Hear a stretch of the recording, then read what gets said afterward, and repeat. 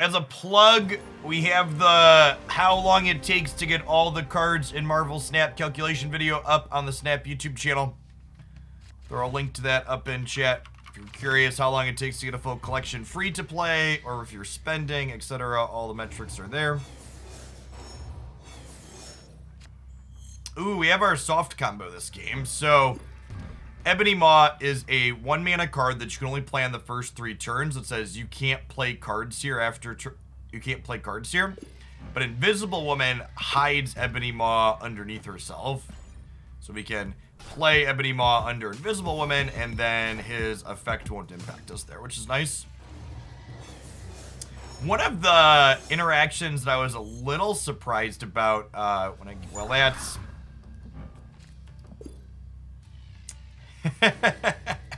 well...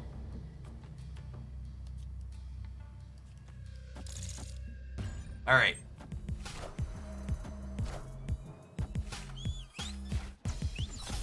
Okay, we didn't lose Spectrum.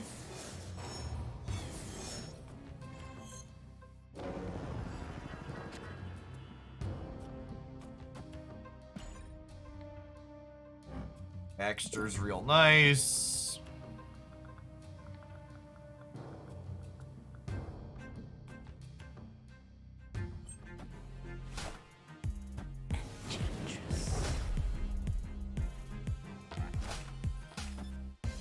It actually just doesn't matter. And we're winning mid-down, which is funny.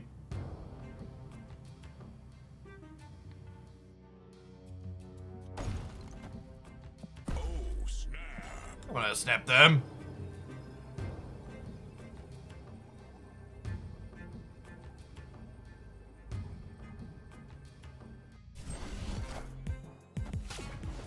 Hey, thanks for still sticking around, Gray Bear. Appreciate the 32 months. Welcome back. Did they just take our Blue Marvel?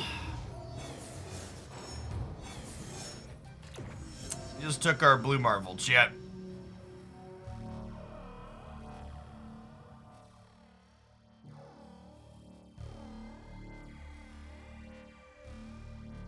I'll shoot. I think we just Spectrum, right? Pump up the GM. Rogue snags an ongoing effect from one of your opponent's cards. So, took away Blue Marvels. Would have preferred she take Ant-Man out of the 3, obviously, or even Wong, I think, but... Can we win Baxter Building? So Ant-Man's gonna go to 4 when we play the last card, and then Wong's gonna go to 6, and Ant-Man's gonna go to 8 off of Spectrum. If we can dodge a Killmonger, we can dodge a ball. Okay, but it has no such thing as bouncing out. What's going on, Soup Lee? Thank you for the 23 months. Appreciate the prime. Welcome back.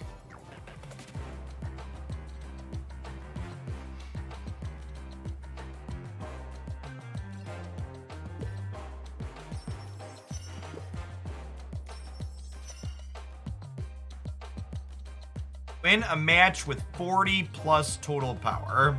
Okay. And if we finish this, I'm actually at collection or season pass level 47. So it'll finish my season pass for me.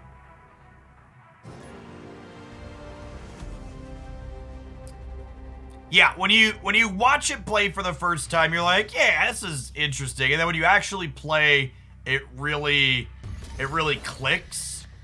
And you're like, oh, this is great. Ant-Man the Wakanda.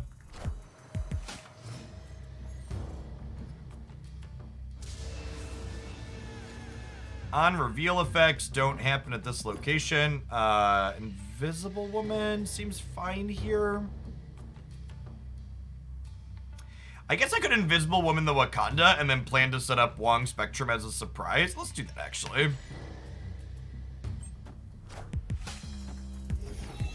Yeah, pull to past collection level 200 is where the game really starts to scale. The devs lied. They said it was 3-minute matches, but every time I say one more match, it turns into 3 hours later. Oh, that's funny. Ha. Them getting Mr. Sinister into the Sanctum Sanctorium is a good beat for them. There's a real question of, do I want Ebony Maw Nowhere or not? I could go Lizard Ebony Maw here, and then my last 2 plays are Wong plus 1 more. Which, if my Wong plus 1 more is Doctor Doom, we have a real good shot. And we could have a good shot just hitting Spectrum too. I think I'm going to stay for the snap, but I'm going to go Lizard Maw here in the middle. Wind, aid my hand. Alright, they got us, Jet. They got us. They got us. I assume they got us. There's no way they don't beat 12 in the middle, right?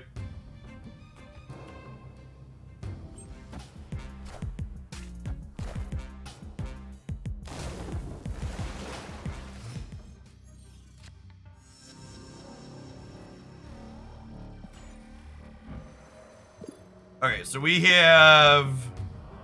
This is 7. We have 11 over here, which means we do lose to Cerebro. Daredevil's actually kind of a gas card in Cerebro 2. I haven't tried that one, but we should.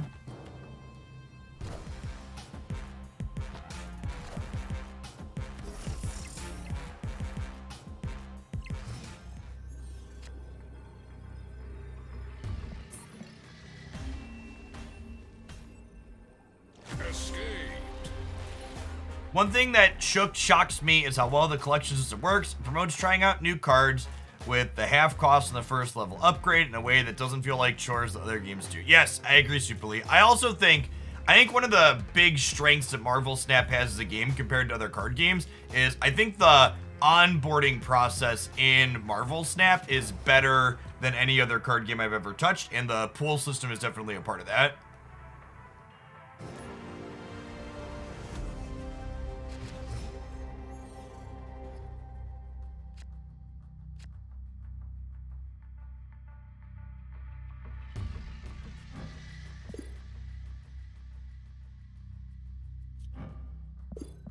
Wait on Ebony Maw. I think we wait till turn 3 to play this.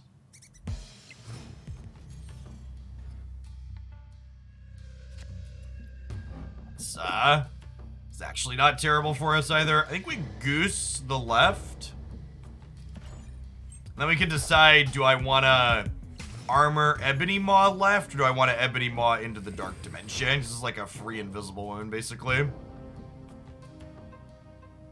This has to be played this turn, or we can't play it at all. Honestly, I think I'm just going in here with Ebony Maw.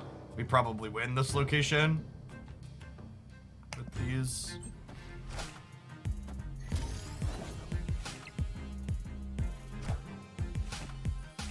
Getting Ebony Maw under armor also good value in the event that they have a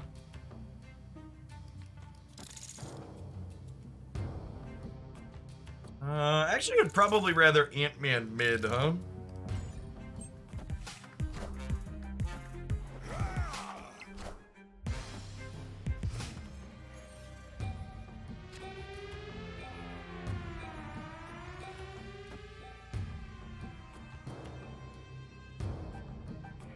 Do we blue Marvel into here and kind of give up center? Opponent's snapping. We get Doctor Doom or Spectrum, so I'm probably not going to enable Ant-Man either way. Maybe I should have played Ant-Man, right?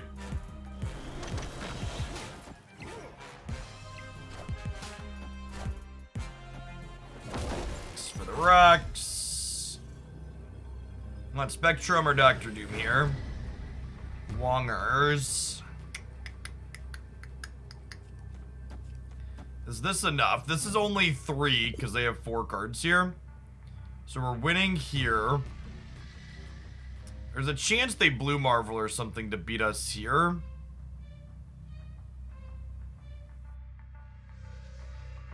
Thanks, Astro. Yeah, let's fish. One of these is probably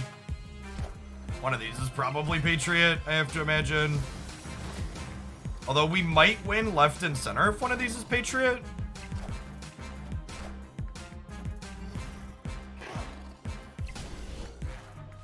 Oh, we missed it by 1. Close.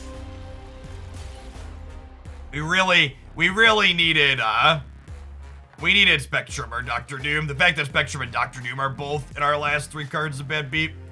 Let's just talk. I think staying in here for 2 cubes was fine.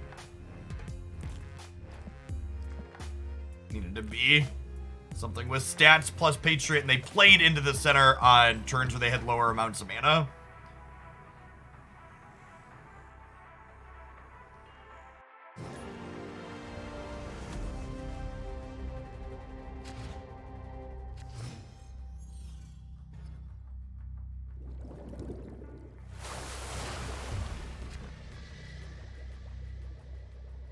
Ha!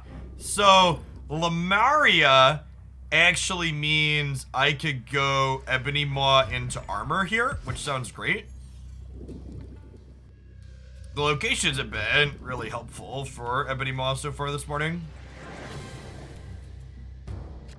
Lockjaw A.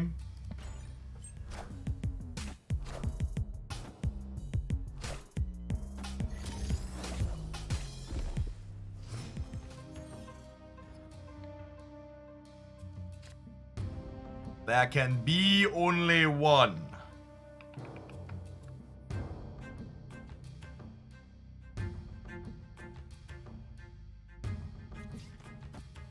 Invisible Woman Ant-Man here.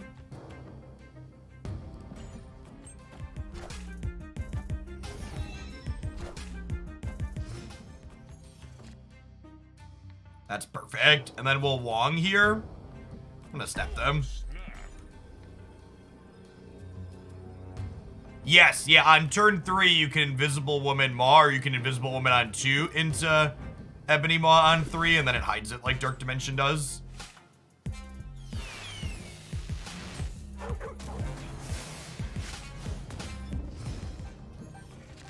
As a large lane. So, we're gonna add 4, 8, 10 power here, so we're still losing right. That's kind of unfortunate. 7 might not be enough to win the Space Throne against their deck. Getting 21 power off of Jubilee is pretty good beat.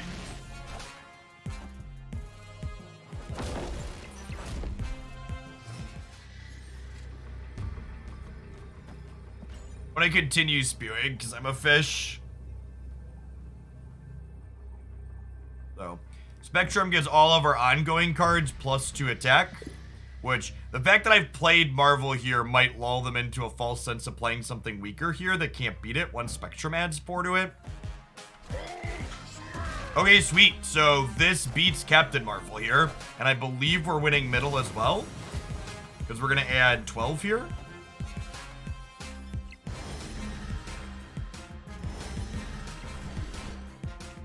Yeah, we actually get it, because Captain Marvel could no longer jump over to win the Space Throne. Exactly what we said happened, right? Like, they saw Blue Marvel, and then they made a play, assuming they could win the Space Throne with this, but then Spectrum said, no, that's not how this is gonna work. Slick. Quinjet is simply a 1 mana ongoing card, just for filling in the curve. Spectrum pays you off for having ongoing cards.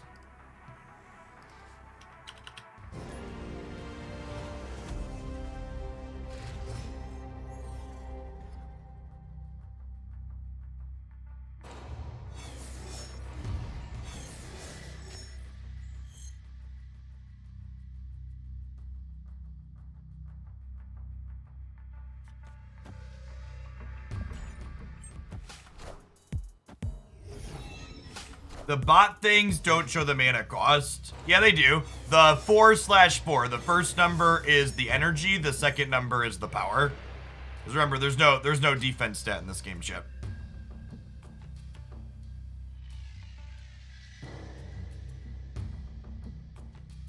Yeah, you gotta reassess when coming for magic.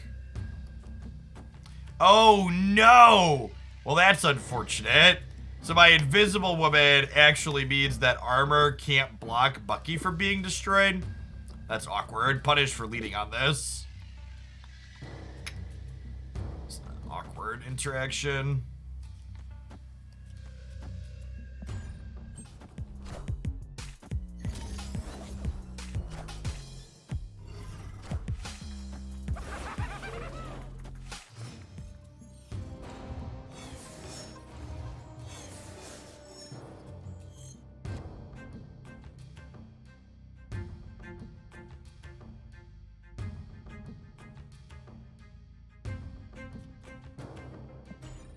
I believe when Bifrost happens, it shuffles these two over. We'll see, though. I guess I could also just jam Blue Marvel here. Good old Rock. Nothing beats Rock.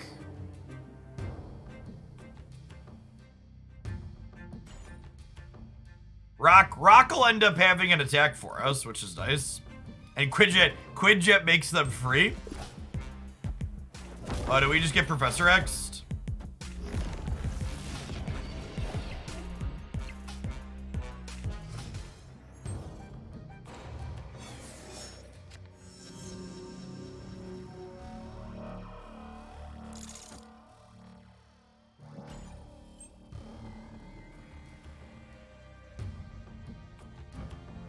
I should have expected Professor X against a Bucky Barnes deck, and I should have played into here. That was my mistake. Oh, I'd have snapped the shit out of this Doc Ock if I was them.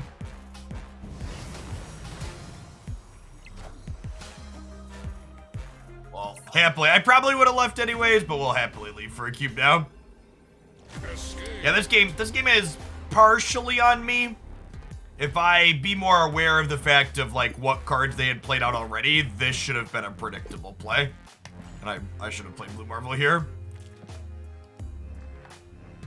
I actually, like, I know I'm saying this after it just got us because Subterranean was up, but I actually think Doc Ock is pretty bad in the current metagame.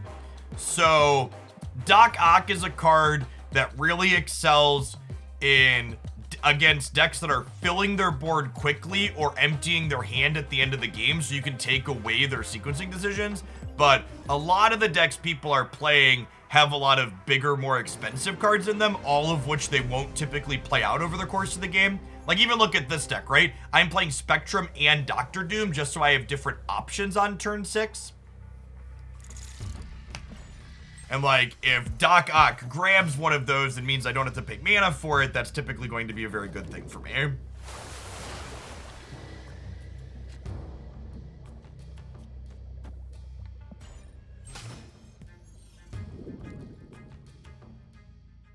going to armor right, just in case this is a location I don't want to play into. This actually works out perfectly. Lovely.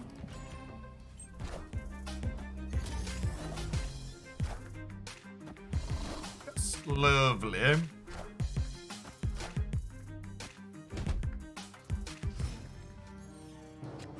Yeah, I was looking at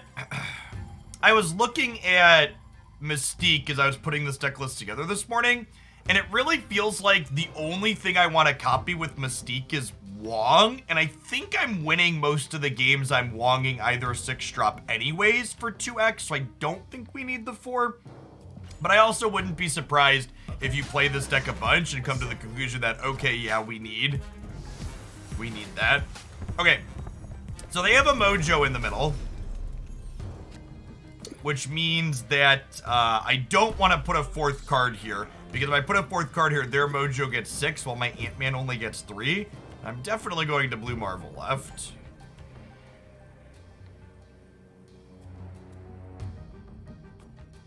They're snapping. I think we're in a fine spot.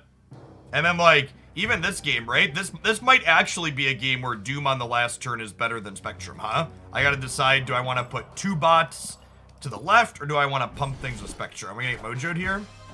Can you get Professor X? Okay. Does that beat me?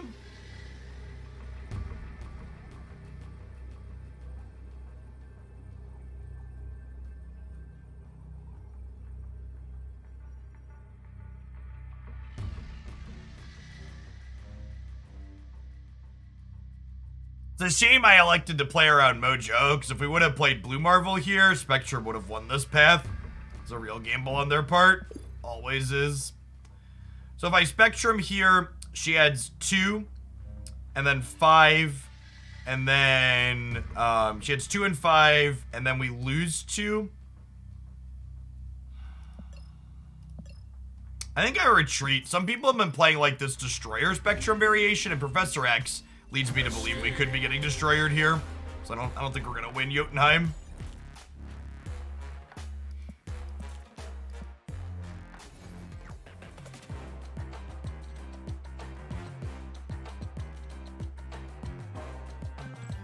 Yeah, but I won that game, Zinder. So like you're telling me Mystique is good in a situation where I won the game anyways. Like I said, I think Mystiquing your Wong in this deck is probably a win more situation, which is why I'm not playing it. You're saying, okay, when my best case scenario comes up, I want to make it better. Opponent snapped. Sure, Ian's fine. We'll let him double the stakes.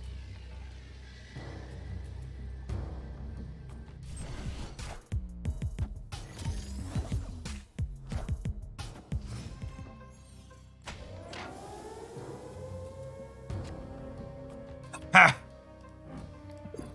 Well, shit.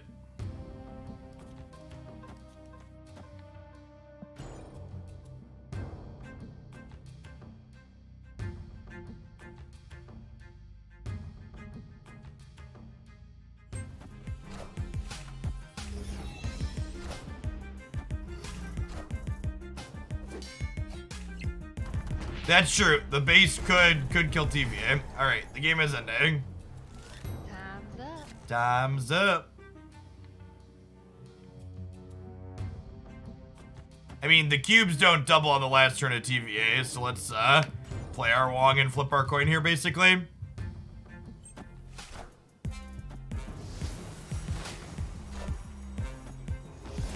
I assume this is the real Mysterio here to help Star-Lord and we lose. Even if it's not, right? Like, we're losing tiebreaker.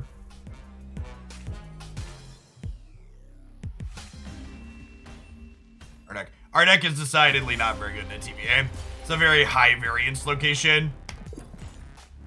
Decks tend to be pretty polarized into whether or not they feel good or bad into it.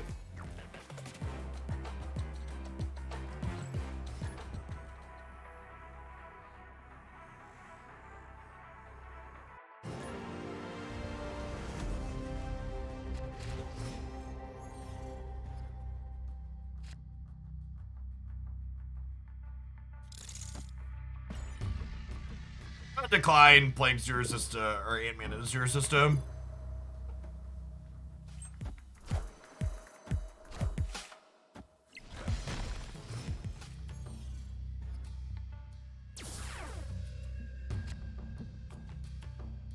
I mean,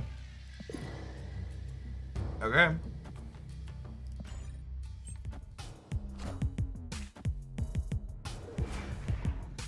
Oh, you know what? I think Invisible Woman stops Rock from happening in Gamma Lab. I'm pretty sure is how that works.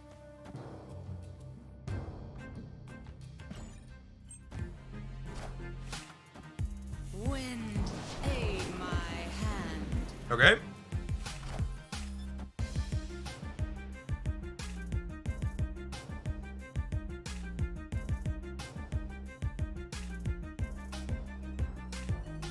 How come you haven't faced people that are card pools? That's how the ranked system works. In addition to current rank-based matchmaking, it has collection level-based matchmaking. You won't play with people who have all of the cards until you have pulled 3 cards yourself. So until you're like collection level 500. There's some kind of bug with Adelan and the way it spits cards in and out.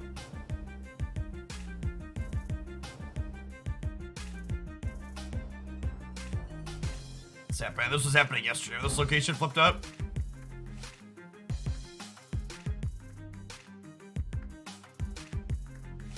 Opponent looks like Cerebro 2 so far. We redrew Wong, which is nice.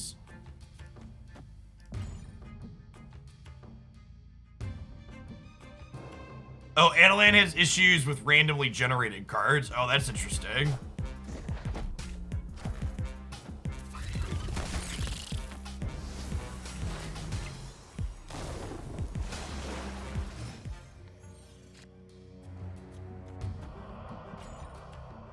Yeah, this deck might just be bad, chat. I think we might kick over to something else after this. We haven't felt super competitive in any of the things we played against.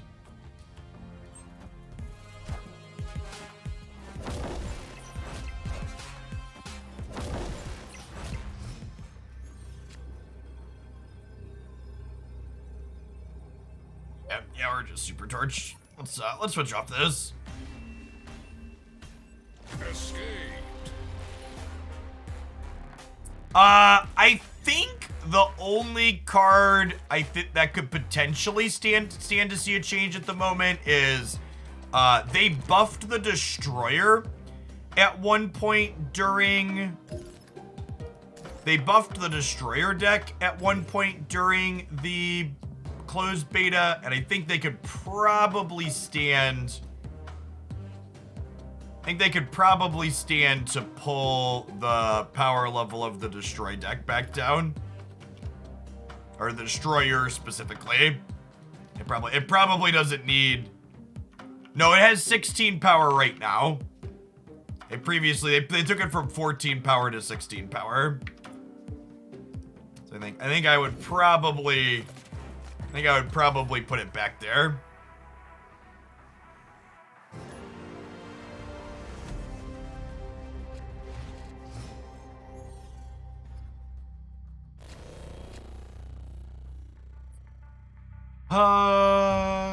Danger Room. I think with Angela here, I'm gonna wait to play Nightcrawler, because we can play Nightcrawler out to Angela's path, power her up, and then slide him off, which is nice.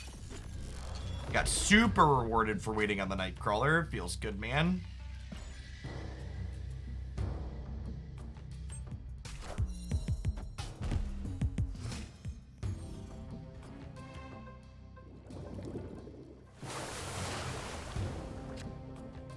I might Gamba. Do I want to Gamba into the Danger Room? I probably don't need to, huh?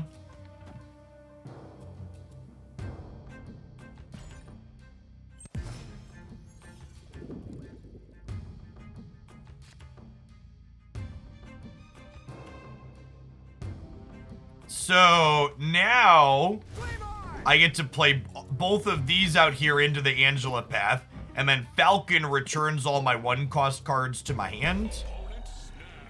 What snapped me? I mean, our hand's pretty good. We're definitely in for the snap.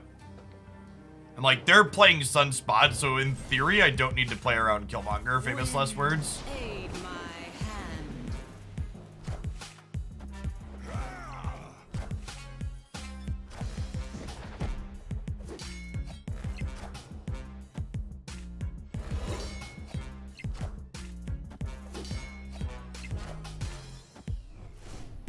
So our Angela is just huge in the center. Collector gets bigger every time we have something get generated in our hand. We know we have Chavez coming next turn.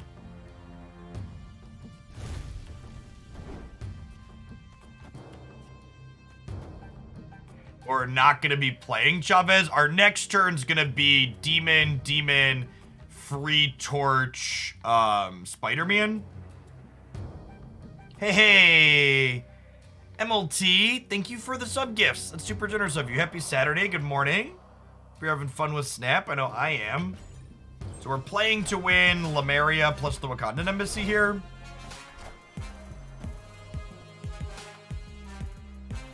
Hey, awesome. Yeah, Snap is kind of great. Okay, blue Marvel means we're losing left. I think that's also fine.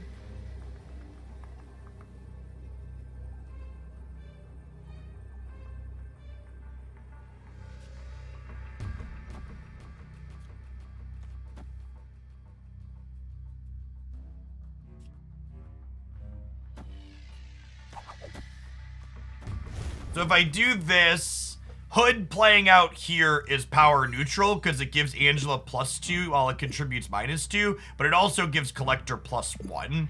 So Collector will go to 12, and then Demon Nightcrawler will be an additional 16, so it'll be 28 here, so it'll be +20, and then obviously we're going to be huge in the middle as well. I think I'm in.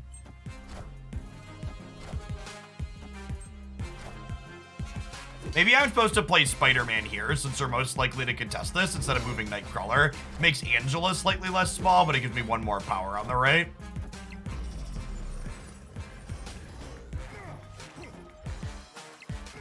Look at the little baby Ultron, chat!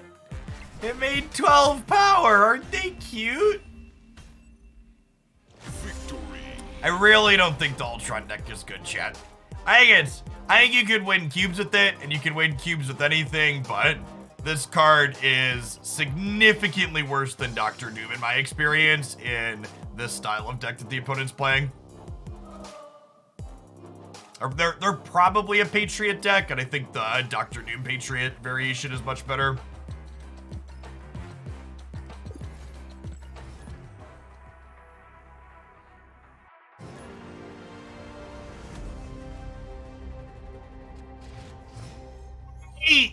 I saw you playing some Snap on Twitter. Thank you for the over 6 years.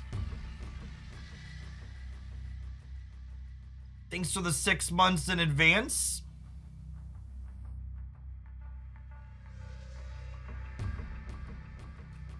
The drones are cuter than Doombots. They are. What's going on, Rack Attack? Ultron is like, bring your kids to work day. Hello? Again, I think I'm holding off on playing a 1-drop on 1 because we have Angela, because if I fill in these 1-drops in Angela's location, Falcon can pick them back up, letting Angela account to something larger, which is nice. So I'd love to draw another... My best draw next turn is Iron Fist.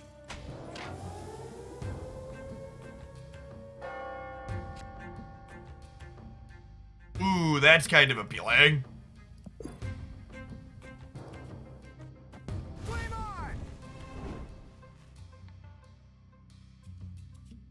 Okay. I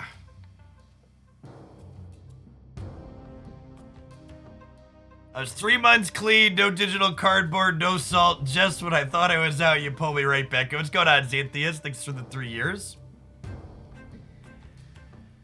So I really want to hood into Karmatage and get 2 demons. It's not super resource efficient this turn, though. Maybe I wait to get the demons till next turn and we do this. That way I can use Cloak to pull Human Torch over. My opponent's snapping. I'm definitely staying in through the snap. I just gotta decide how we're sequencing here. If you're wondering how cards are broken down with your collection in Marvel Snap, check out my video here explaining how Marvel Snap's card pool system works. It is pseudo-random, and this video explains what I mean by pseudo-random. Will free-to-play players eventually be able to get Miles Morales? Yes, all of these Season Pass exclusive cards come to the general card pool in eventuality. All right, let's slide Human Torch right. So that way it doubles up off the Cloak. Let's Collector. Let's Hood.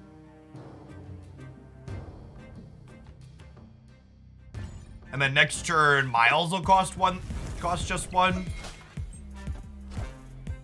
Also, to plug it, I have my calculation video done that I was talking about yesterday. If you want to know how long it takes to get every card in Marvel Snap, I've got that posted up on the YouTube channel now.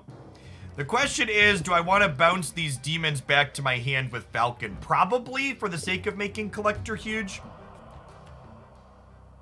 So let's go Iron Fist, into Miles, into Demon, into Falcon, pick my friends up.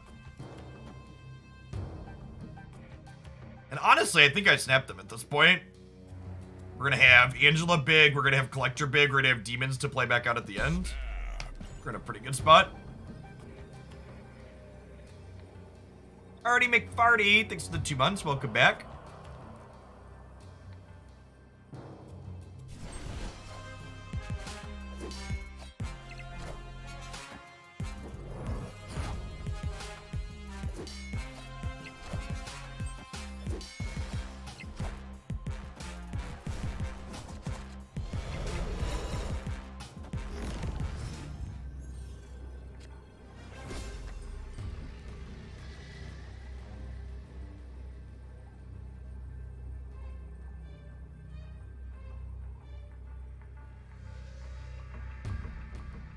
Okay, so they Professor X down the middle, and they're probably going to Spectrum here. So we're losing here at the moment. So I Demon, and I this, and I this. I mean, I feel like we're in a fine spot, right? Here's a question. Do I think 12 power is enough to win Karmatage? Oh, do we put them on Spectrum or Destroyer? That's a good point. They could be Destroyer.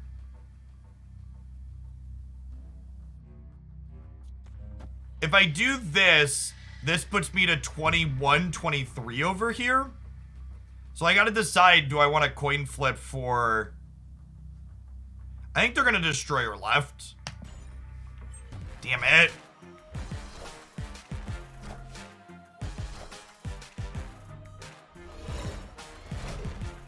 Oh, it's just Spectrum. We're good. Sweet. Okay. This archetype's been playing both Spectrum and Destroyer, so. Victory. Woo! We had this one beat no matter where they went. But if they had Destroyer, we were hedging Destroyer left by playing Hood here to pump Collector. I think this is the best new card game that's released in the last decade or more, Mr. J. It's innovative in all of the right ways. It is absolutely phenomenal. I've been playing a ton of Snap.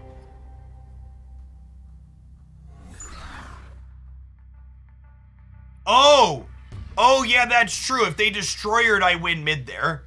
Sorry, in my brain, I had shortcutted that we were dead in the mid, but you're super right. We were actually fine there because of that.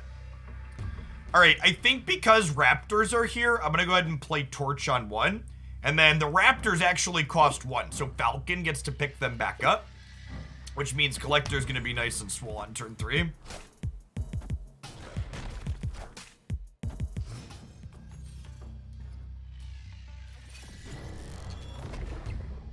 Punishing for playing Human Torch Art to start. That's fine.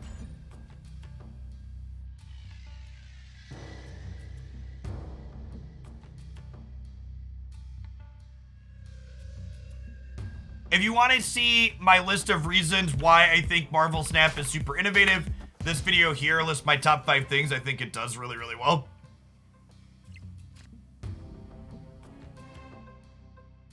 Okay, so if we Iron Fist, my next card gets kicked to the left. So then we Falcon, this will get kicked to the left. These 4 get picked back up, adding +4 power to Collector, and then that triggers Miles Morales to cost 1 next turn, which is great.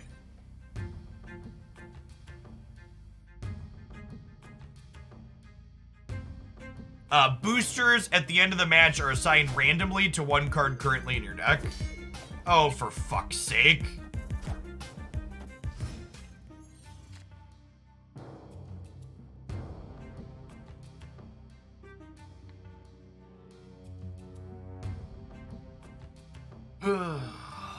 Cosmo turns off around reveals.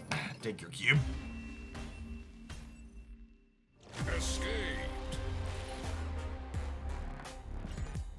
I guess, honestly, that's kind of a mistake there from us. Cosmo's a card that people could have in almost any deck, and there was really no reason for me to play into the Collector path, and they're incentivized to play a Cosmo if they have it into their Angela path.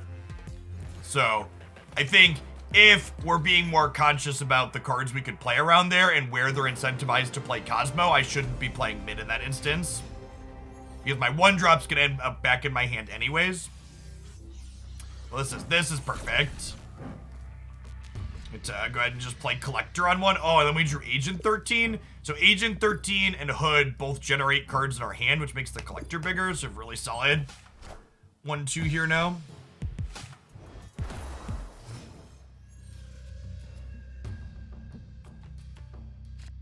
When a card moves here, destroy it. Rude.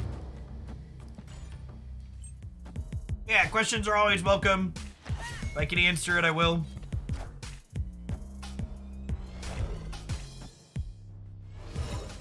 My only comment about questions is that I ask if I don't answer your question right away, give me a second, because sometimes I wait till I finish the game that I'm playing to answer questions. Because occasionally I'm playing a deck and I'm like trying to get recordings for it for a YouTube highlight, and I try not to answer too many stray questions if I'm in a game that I think could be a highlight game. We'll play Demon here, and then we'll Falcon, pick these 3 back up, powering up the Collector by 3, and then Hood plus Agent 13 will put 2 more power into here.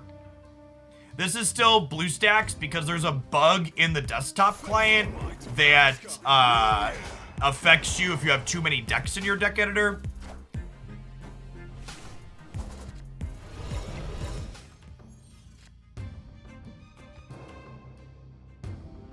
I think there's super minimal value in sitting on your collection level inside of a given pool, and I would just play games for fun. And getting more cards is fun. Okay, so Fist Tower kills things when things move into it. So let's make sure we move out and around Fist Tower here as opposed to directly into it. So we'll Iron Fist, and then we'll Human Torch, kick it to the left, double its power. And now I have a question of, do I want to Hood plus Agent 13 this turn? What location do I think I'm punting? With Thor here, I might actually just be punting the middle. And if that's the case, maybe we Iron Fist here, Human Torch here, and then we play our Hood here, just like fully giving this up. I kind of don't hate that. And then next turn on 5, we can Cloak the right to let us pull the Human Torch over to here and get it up to 8 power. And then even after it gets minus from Jotunheim, it'll still be fairly sizable. Morning, Python.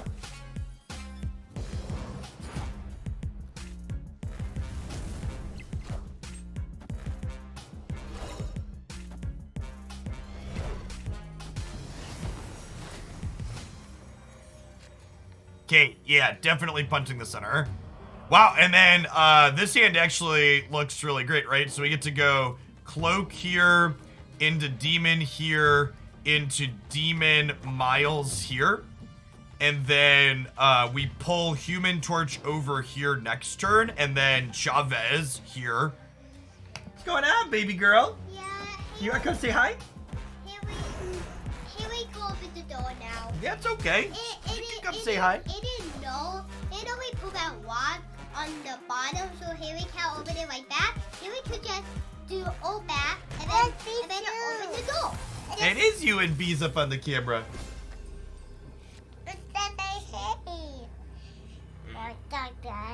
So my Cloak here actually means they could pull something out of the Tinkerer's Workshop into Jotunheim. So I think we stick to the plan and Torch over to here, and then Chavez here. Chavez? What Chavez? Chavez. This is America Chavez. She's pretty cool. America Chavez. If we go fight for America so much. I think she does fight for America. That's why her name's that. Maybe check. Can I get a lore check? Oh, wall check. How about the dentist check? Get a wall check. One, the dentist check. Actually, her name is just America. Really? America. If it's America, if hold America itself, he probably open. Okay, so are we Iron Fisting so we can Morales cheaply the following turn? I don't think so. I think we're again just like chilling, waiting to do Angela stuff. You know how? So what? She's from a multiverse where America as a country doesn't exist. Oh, interesting. Wait. He used a card that could do ice, and in that card. That is Iceman. That is ice. How'd you know that was Iceman? It's ice. Ice. Made an ice thing? Duh.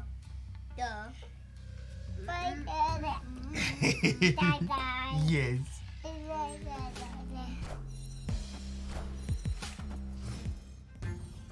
Did you know, Haley, when your brothers were 2, your dad used to stream with the kids around all the time? It was the norm. It was so what we should do or to win. Okay, so let's Nightcrawler plus Electra kill the...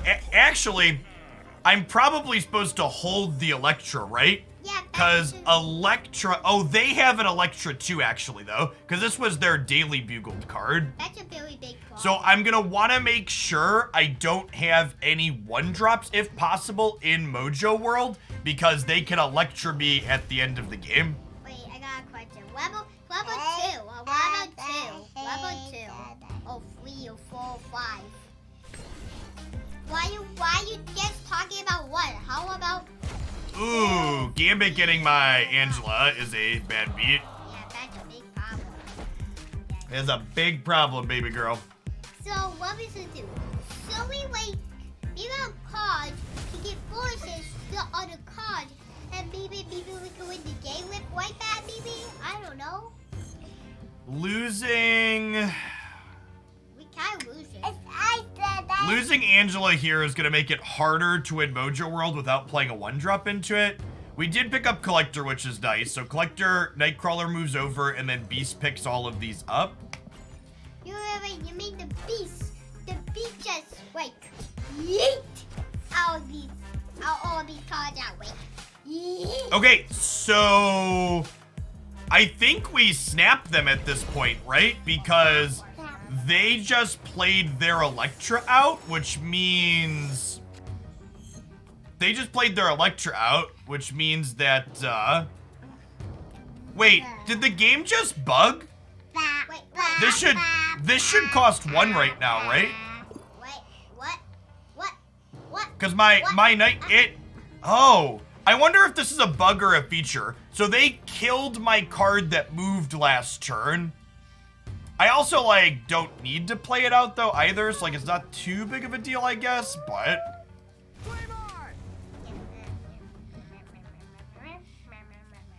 And then I actually get to just play Hood into this location here because, we're gonna win Mojo World for free by Electraing them, essentially. And we'll Spider-Man here. And then Human Torch is gonna kick over and be 8. And then I'll actually have enough resources here because the Super Flow is gonna be empty thanks to Iron Fist that we can play Chavez and Electra next turn. So Mojo World gets plus 100 power to whoever has more cards here. And Electra is gonna ensure that we have more cards there. It will be so that. Where did Bees go? You want to go find him? Oh, God. Okay, so their Gambit hit something in the middle. There is Justice. Okay, so they're winning mid, but we're going to win left and right because Chavez here is 9 to their 7 power trigger. So, Electra cleans this out. We get the Mojo World passive. Good. Go find Bees. Victory.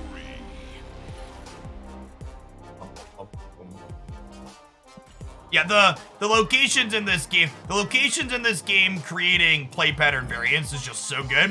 So I'm gonna ask how the microtransactions are in this game. You literally cannot spend money to get a full collection day 1.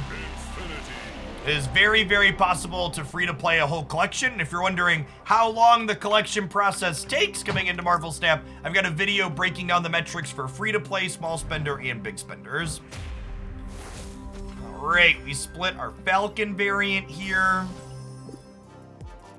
So, upgrading a card like you see there does not increase the power level of the card. It increases the cosmetics. If I can spell. you see my card went from, this Falcon's actually the level before, so it went from a red border up to a purplish border is the highest level. Then when you get to the final cosmetic of a card, you get what's called a split here, which gives you different backgrounds or border effects, and then you can upgrade it all the way through again to keep getting more and more complex and interesting cosmetics on your cards. So it kind of lets you swagger the cards you play with more. And I like this rainbow background, so let's swap him in there. I can go back to my deck, and we can swap out this Falcon for the new one. And again, exact same power level and function, just visually different.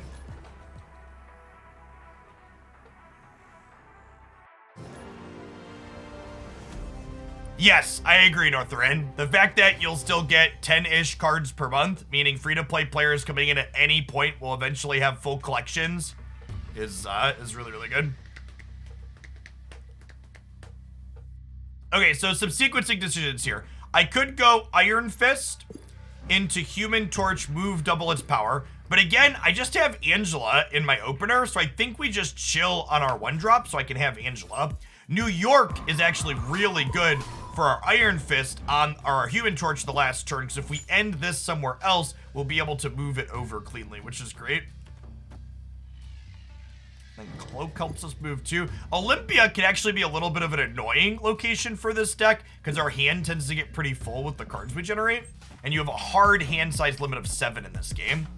But I'm playing a discard deck here, it looks like. Things like Blade that discard cards from their hand.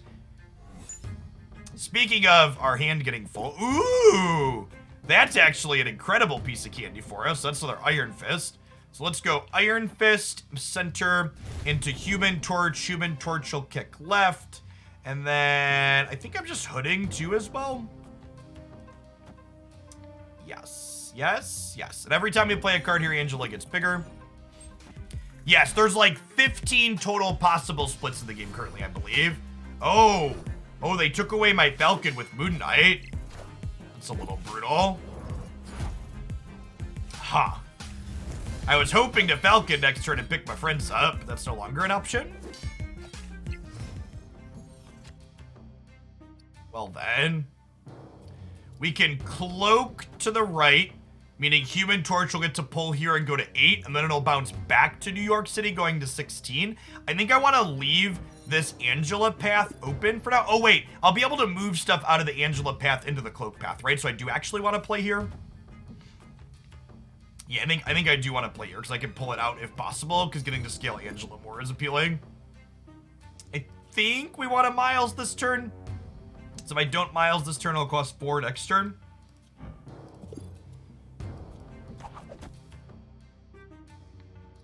If I play Miles here, I can only move Torch plus 1 other. And I think I want to move Torch plus 2 things out of here over to here. So I think I'm going to Spider-Man left.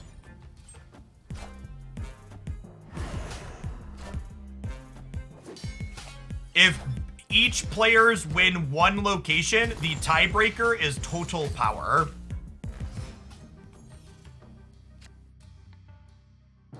Wow, that's actually that's actually kind of a guess. So do we beast that and pick this up? I guess if I beast and pick this up, I can't slide the Human Torch over to here, but I guess I can with the Iron Fist, right? So do we do this? This gives me more flexibility on the last turn. I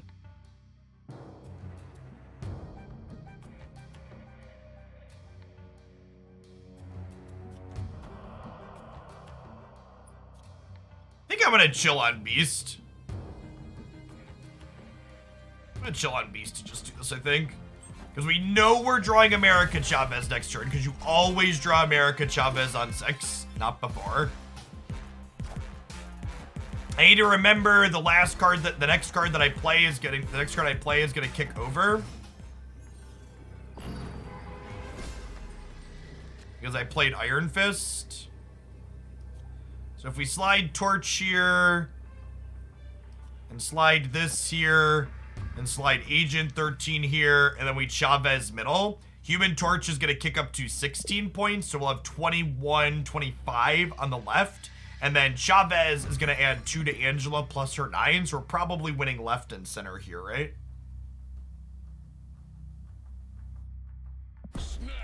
Snap them. Snapping, again, for people who are new, doubles the stakes of the game. Or in this case, it actually quadruples it because the stakes naturally double on the last turn. So my opponent's presented with the decision now. They can either stay in and increase the wager of their ladder points from 1 point to 4 points, or they can retreat and simply forfeit the 1 ladder point. All right, they're staying in. Don't Killmonger me. Killmonger's like the one card I'm afraid of, but their archetype doesn't usually play that card.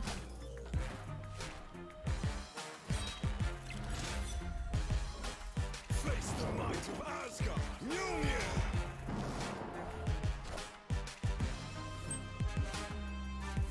Yeah, and they thought their 16 power Dracula could get us here, and it doesn't because Chavez is huge, which is exactly why we play her.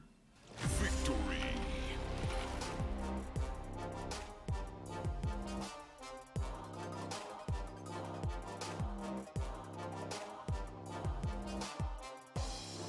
Damn it. Okay. Season pass cards. Okay, I'm gonna add... added a command for the season pass cards, and then immediately forgot what the command was called. Let's make a second one so we don't forget it. This deck is one of my favorite to play in Snap for sure, because it just has such fun permutations in the mid game, because you're playing a bunch of 1 mana cards to and from your hand. So you have a lot of permutation things to play out at. Win a match with 40 plus total power. All right, we gotta do that. This deck's actually pretty good for getting this done. So if we can do this 5 more times, we'll get to get my Miles Morales variant out of the season pass, speaking of. So again, the question was, do the season pass card. So if you buy the season pass for $10, you get Miles Morales guaranteed as a card of it. You also get over $10 worth of gold and some extra credits. If you are someone who is free to play, the season pass card enters the free to play general card pool 4 weeks after the pass ends. So the only things that are exclusive to the pass is this variant will not be available again. So if you don't buy the pass, you're locking yourself out of ever having this variant art. So if you love this one, and it's pretty sweet, it's locked to this pass. I believe that avatars and a couple of these other variants in here are pass exclusive as well. But the actual game pieces will always be available free to play. Season caches can have a variety of things, but they have an expected credit value of about 45. So the old season passes will not be exclusive cosmetics. So they said explicitly all of the cosmetics from the season passes in the closed beta will have repeats because it was a closed beta. So this current pass that's going on during the public release is the first one to have true exclusives. Okay, so because Iron Fist doesn't pump this up anyways, I think I go ahead and lead on Iron Fist. That way I have more 1-drops in play, so I can Falcon more of them back to make the collector bigger. You get variants in the season caches. Technically, yes. If you do a Google search, Marvel Pass season cache contents, there's a post from Ben Brode that has exactly what the contents are. I think it's listed in client somewhere too, but I don't know offhand. All right, so a white bordered Arnim Zola from the Daily Bugle was probably their hub card. I want my collector to end up in the center location, and Iron Fist's ability is still active, so I'm gonna play him right so he kicks mid.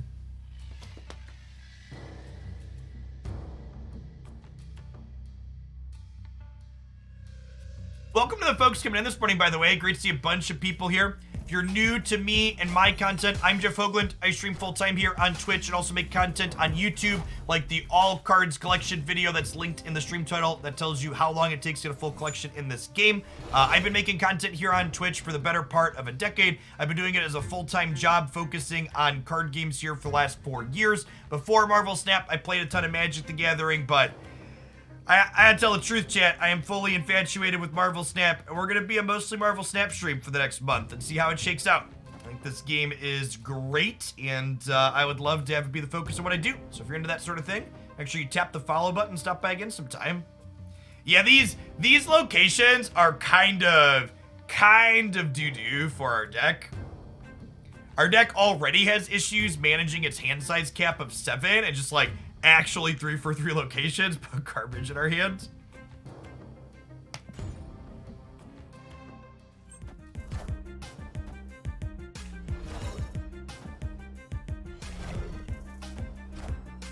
Do I play your own decks or meta decks? Well, I think it's important to understand at this current point in time, there aren't really meta decks in this game currently. Like, there isn't an HS replay or untapped where,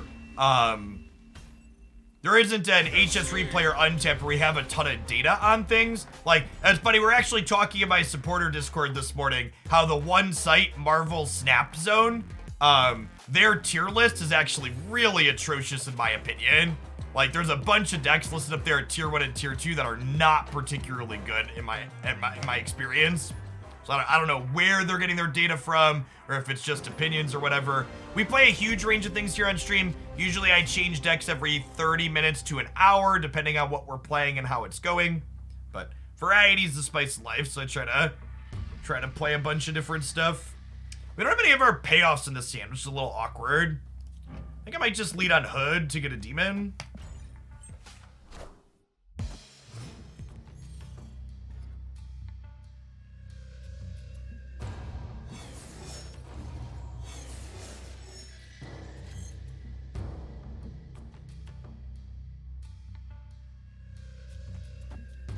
Okay, can grab our Collector as one of our payoffs. Agent 13 will make it a little bit bigger when she adds a random card to our hand.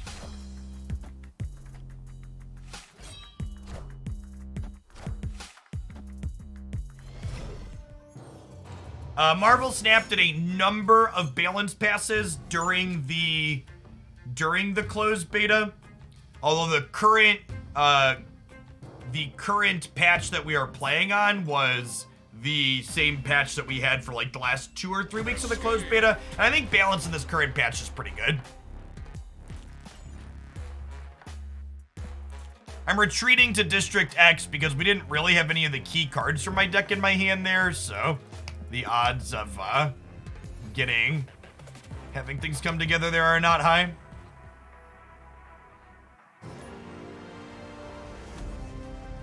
So District X creates varied gameplay. And I think locations like District X are really good for people who are just starting out, who are just starting out, to let them play with cards that they might not have, Vlad. But I agree, if you have a full pool 3 deck like me, it's a little bit less exciting. So Angela rewards us for playing cards at her location. Usually when I have Angela my opener in this deck, I don't play my 1-drop on 1. You need a rank mode with less RNG locations. Card game players are idiots and like to optimize the fun out of every game that they play. Chat, location variance is good. Variance is fun. If you want a game that doesn't have any variance in it, might I suggest playing chess? Card game players explicitly seek out games with random and then complain that random exists. I think Marvel Snap would be a much worse game without the location variance that it has.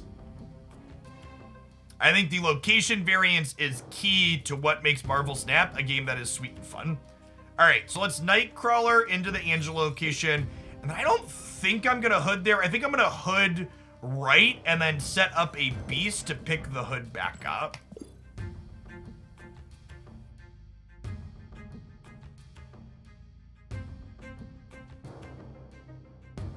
At the end of every ranked season, all players drop 30 ranks, Adenius. We also play games for fun on this channel, as opposed to tryharding, so I'm not really worried about grinding my rank endlessly. We just Human Torch middle.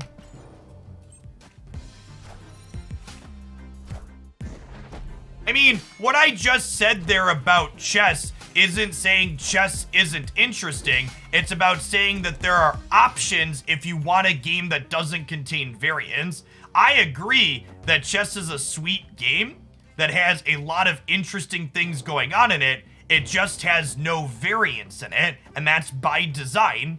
But I also enjoy playing card games like Marvel Snap because they have variance by design. There's nothing wrong with playing a game that has no variance. There's also nothing wrong with enjoying games that do have it.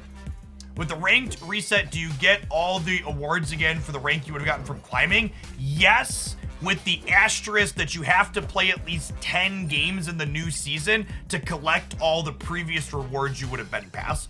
So if you get to infinite plus you drop back down to 70, you play at least 10 games after the reset, and then you get to collect all those rewards.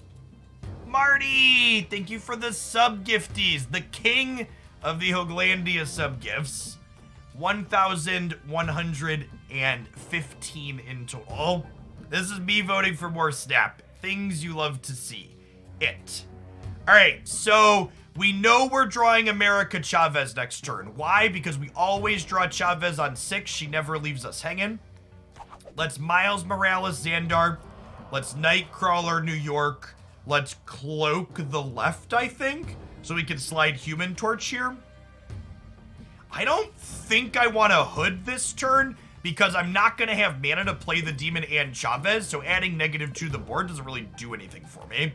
I think I snapped them here. I think we're ahead.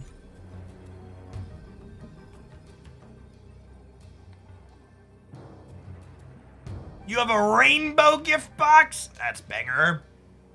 That's one of the few icons I actually can't customize on the channel.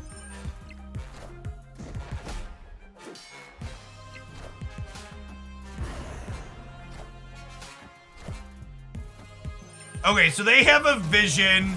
I cloaked the last turn and New York is active. So it's actually just all bets are off. Any card can end up in any location here. So, yeah. Because Nightcrawler can even go into Xandar. I think we slide Human Torch here and go up to 23 total. And then I'm going to move Nightcrawler right. And I just like flip a coin to decide where I put Chavez.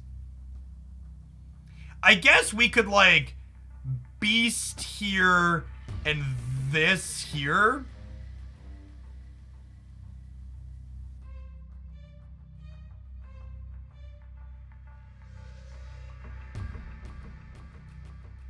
You cannot move Torch twice. I had Ego first time yesterday and thought it shouldn't exist, gave me bad feelings and stopped playing for a few hours. Well, the thing you need to understand about higher swing locations like Ego or the World Ship is you probably play for a few more hours and you'd never hit it again. They know that some of these locations create more polarized gameplay experiences and they happen less frequently. I think if Ego appeared at the same, I'm just gonna Chavez here and hope for the best here. It's just such a cluster. I think if locations like Ego appeared at the same frequency as every other location, they would be bad. That being said, I think the frequency with which Ego currently appears at is more than fine. All right, and this is a 6-drop though, right? So we're probably dead. Unfort. Some good variance on their Lockjaw here. I think locations like Ego that fundamentally change how the game plays in a big way are good to have happen sporadically. And the way the cube system works, chat, if you have a really adverse reaction to a given location, just concede for 1 cube. It's so... And that's honestly one of the reasons why I love Snap is anybody that's watched me play other games like Magic or Runeterra, you know if I'm ever not having fun during a game, I say fuck it and I concede the game, right? So the fact that Snap encourages me to say, screw this, let's bounce out and play another game is so great. The cube system mitigates so much. It's like, I've heard people complain that Marvel Snap doesn't have a mulligan for your starting hand. The mulligan is clicking the retreat button. For 1 cube, you get to mulligan your hand.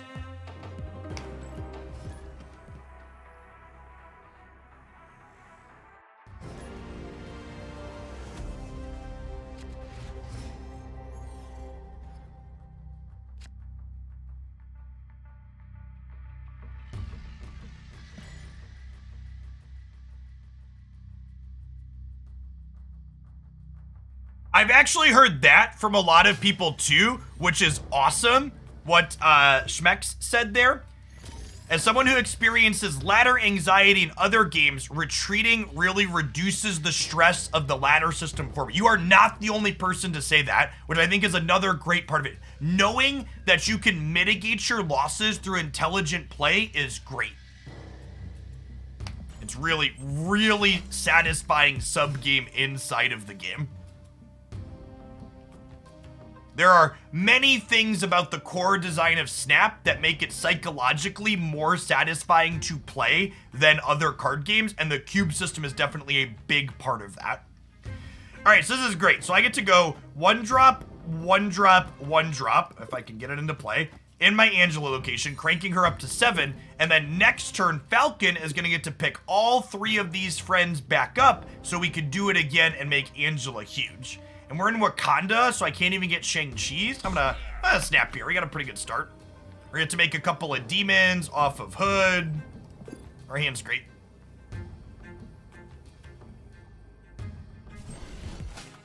Yeah, we talked a little bit about this yesterday. Old school Magic players that have the never give up, never surrender, you grind out every game to the very end mindset, they get really screwed if they can't break that mindset with the retreat system. You will spew so much value not retreating appropriately. And this, chat, this was the best draw in our deck, because now it's turn 4 and I get to Collector and I get to Falcon now, which will increase my Collector. I also want to make sure I move Nightcrawler before we Falcon here, because I could draw Miles Morales next turn and we want to reduce his cost, and this is coming back to our hand anyways, so moving it is free. Is essentially poker TCG, because if you go all in Snap and they call, then it's on you for doing so. But if you fold, it's also saves your deck. Yes, it takes a lot from poker. I played a ton of cash poker during undergrad, and this game definitely scratches that itch in the same way.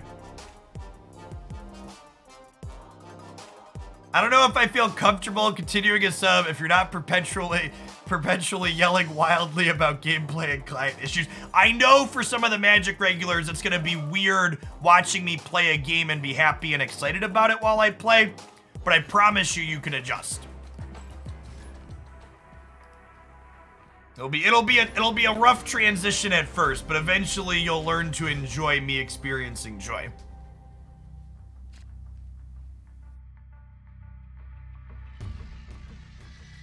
I think this is save my 1 drop for Angela game again. And actually, with Human Torch, wanted to zoom in on you, not play. With Human Torch doubling its power when it moves and Cloak letting us move it, this is probably an Angela on 2 into Human Torch, Cloak on 3, move Human Torch, pick them both up with Beast on 4. And again, for people that are looking on suggestions for how to get better at playing a card game like Marvel Snap, do you see how I look at my opening hand and I go, this is my ideal sequence of plays over the first 3 turns based on my hand? And obviously, I need to adjust my sequencing based on cards I could potentially draw. But looking at my opener and building a plan in my mind of what ideal looks like goes a long way. Can I play Angela into Hala? I don't think so. I think I'm just gonna play her into Atlantis, even though we're obviously not gonna get the bonus here, but she should be swole enough that she beats any single thing they play into Atlantis anyways.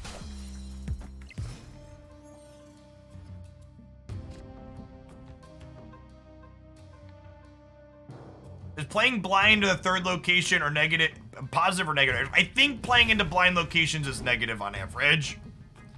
I have to check the maths though. I don't really want to fill my hand with cloning vats crap, so I think I'm playing into Hela with Cloak. I believe there are currently issues with the daily login rewards on the Steam client. They're having some problems with that. So we'll move Human Torch to the left here. It gets doubled by Cloak, and then we get to Beast pick these up. And I think I'm just gonna go one drop here, and then next turn we can Hood pick some 1-drops up.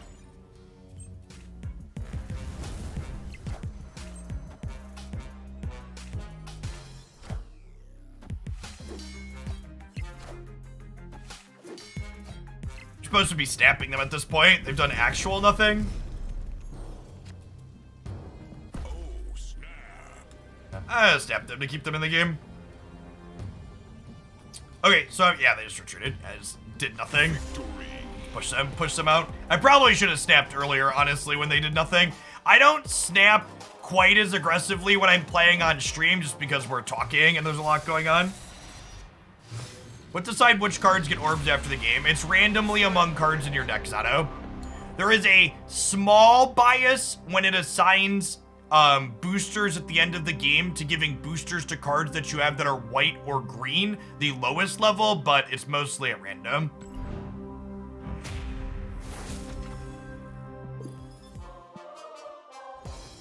Boom, boom, boom, boom, boom. You learn, coming from other card games, digital card games, learning to leverage a snap mechanic appropriately, both for retreating and pushing your advantage, is an experience.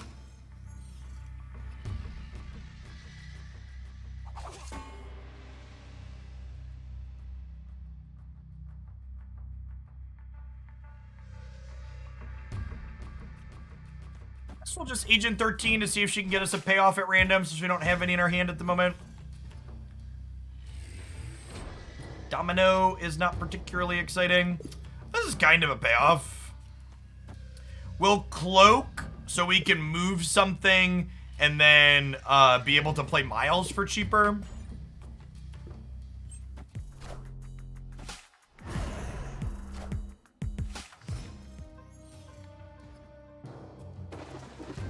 I think they should let you see your opponent's hand if you retreat. Nah. So I'm going to pull the ninja middle, I'm going to Hood, and then I'm going to Beast these 3 back to my hand. And then next turn we can actually fill the raft to get a free 6 cost, which sounds great. I'm going to fill my hand this way though, right? Am I okay with filling my hand with this line? I think I am.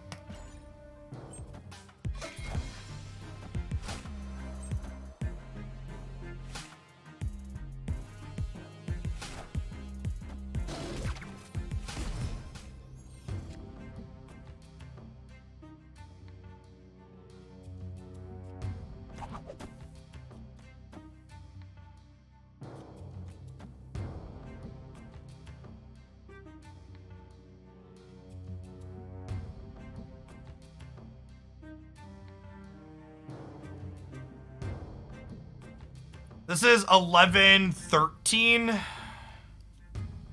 Just put 15 into here. I think we'll Hood middle, because I'm probably going to lose middle because of Bucky Barnes being there anyways.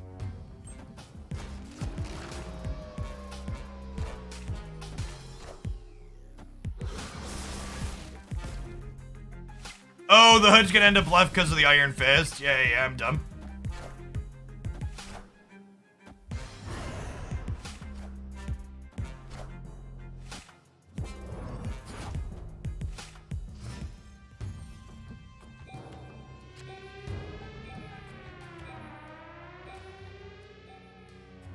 Well, I mean...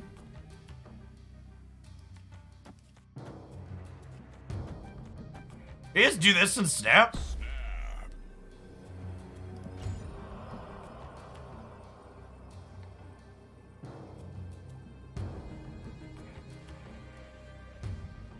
And then... oh, wow. I juked myself. I forgot about my cloak trigger, chat. Mistakes have been made. Well played by the opponent. I always forget this card's symmetrical.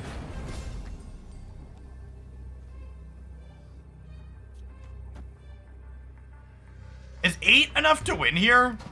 Probably not. They probably Taskmaster me. Zola would lose for them, but they probably have Taskmaster.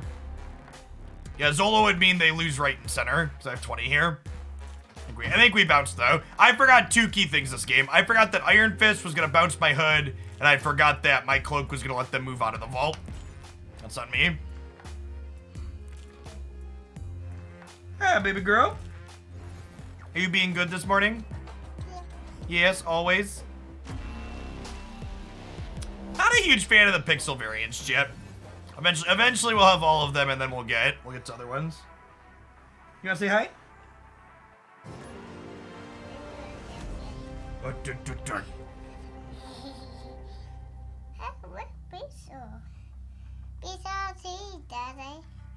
There's no bees. Bees out in the basement probably, or upstairs.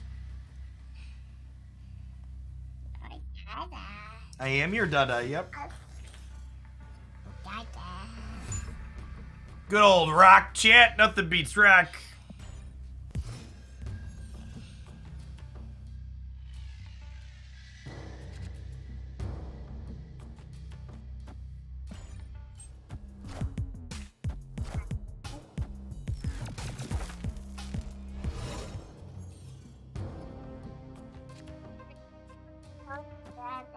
Okay, if you go ask mommy, she'll get you something to eat, okay? Go tell mommy that, okay?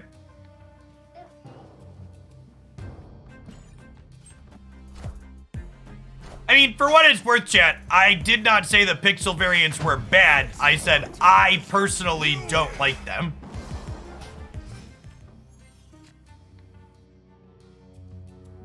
So I'm not here to yuck anyone's yum, but they're definitely not for me.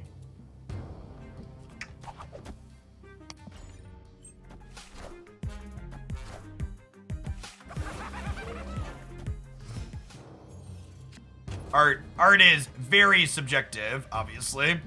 Okay, so now we get to Cloak here and Human Torch. Honestly, I think I snapped them at this point because we're guaranteed to draw Chavez next turn, right? She's so, like, people complain about this location a lot, but you even have deck building choices into this, right? Like, America Chavez is a card that's good into Subterranea. Because she shows up on time. She doesn't leave you hanging, champ. Bump the fist.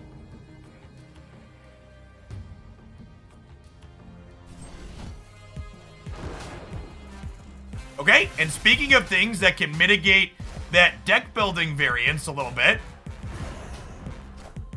Jane guarantees draws them their Thorhammer here.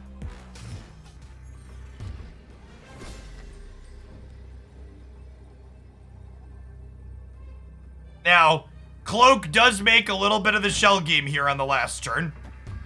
I'm gonna play for Stark Tower and Onslaught Citadel.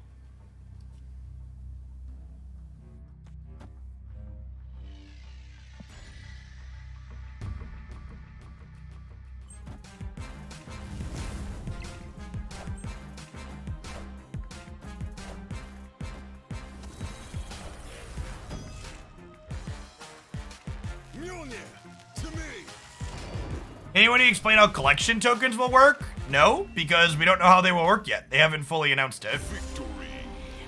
Well, I guess that's not totally true. So, we know that their plan is that in the shop, there will be a rotating card that changes every 8 hours that you can buy with collector tokens. And if a card comes up in your shop that you want, that you don't currently have enough tokens to get, you can pin it there to hold it until you get enough tokens to buy it. We don't know what the acquisition rate of collection tokens will be along the collection track. Is the part that we don't know. So I guess we do kind of know bits of it, but we don't know the rate. So that's not the expectation I have, Oso. The second dinner has publicly stated that their goal for monetization in this game is the $10 monthly season pass plus variants moving forward, and that collection tokens will be available along the collection level track. So I would be kind of surprised if they sold collection tokens directly, because it would go against the two statements they've made already. I don't know. Second, I know it's capitalism and maybe I've got rose-tinted glasses on, but Second Dinner earned a lot of trust and respect from me personally when they ripped Nexus events out of the game. Like I've talked about before, completely scrapping a feature like that they put dev effort into already, as opposed to just slashing the price, is very, very expensive to do in terms of cost and dev time.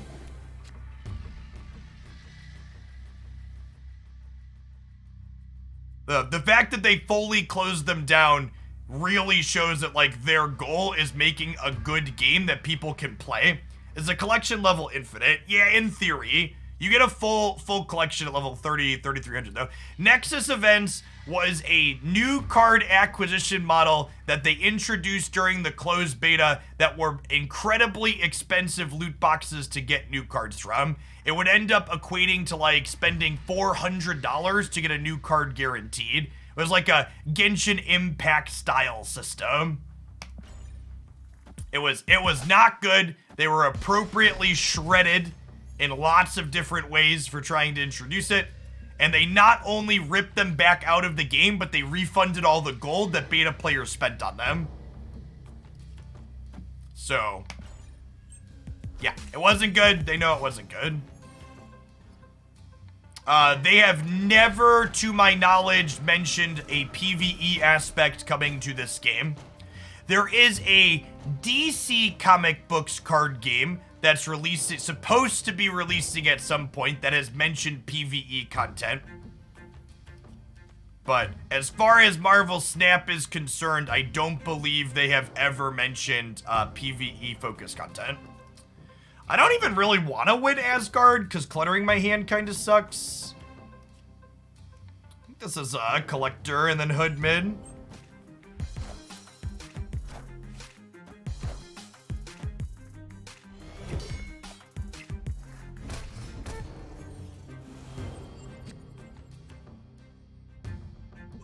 That's a good pickup. So we get to cloak right, and then we can play these two here to power up Angela, and then we can pull these over here and then beast reset them on 5.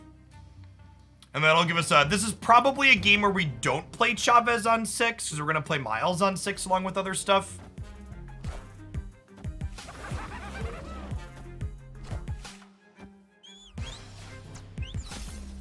That's fine, chat. We just talked about we weren't playing Chavez on 6 anyways. I think we snap this Green Goblin as well, right? Because I get to beast this. So I can't pull multiple things out of here anymore. But I get to beast the Green Goblin now. So we'll Human Torch over to here. We'll beast pick these up.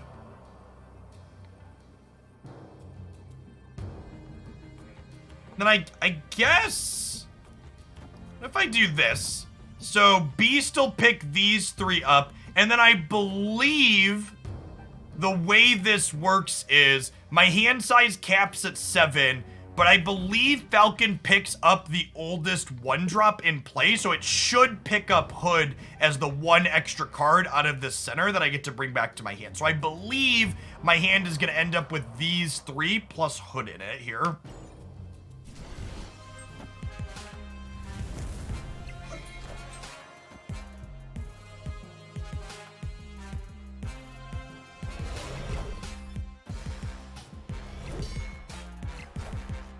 Oh, fuck, I forgot about Agent 13. Damn it. I needed to, and again, this is your sequencing matters so much with this deck. I needed to Falcon before I Agented, so that way this came back to my hand before Agent 13 generated. And this is actually an incredible mistake that loses me the game, because now I can't Human Torch and have it move because my center location was full. Before, with Hood was gone, I was gonna get to Iron Fist and then kick the Human Torch over to the left and get up to 8, and we almost assuredly win this game. But because of that sequencing decision I made there that messed up what came back to my hand, we basically just lose. I think we're just dead, right? Because, like, I'm probably losing middle. I don't think we can win right.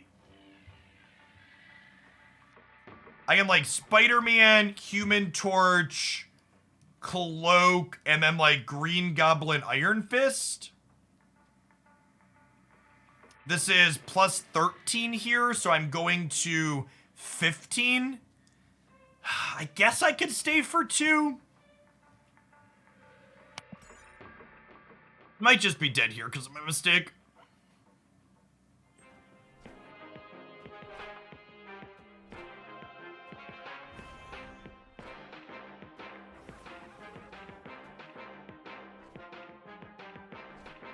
Yeah. Yeah, this is on me. Mjolnir, to me. I spent money on this as penance for losing to Jeff on stream. Thanks, Socio.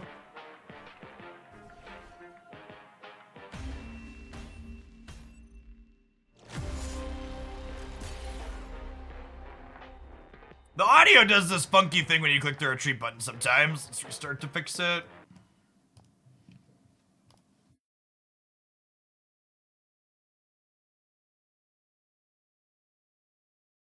Hopefully they get that one sorted. It's one of the few annoying bugs in the current patch. Oh, that's the wrong. This is what my client looks like. And then we have my actual scene where it's cut up. Tiger Yamamoto, thank you for the 32 months. Appreciate this continued support. Welcome back. Glad to see a bunch of the regulars coming back, even if we're focusing on a new card game.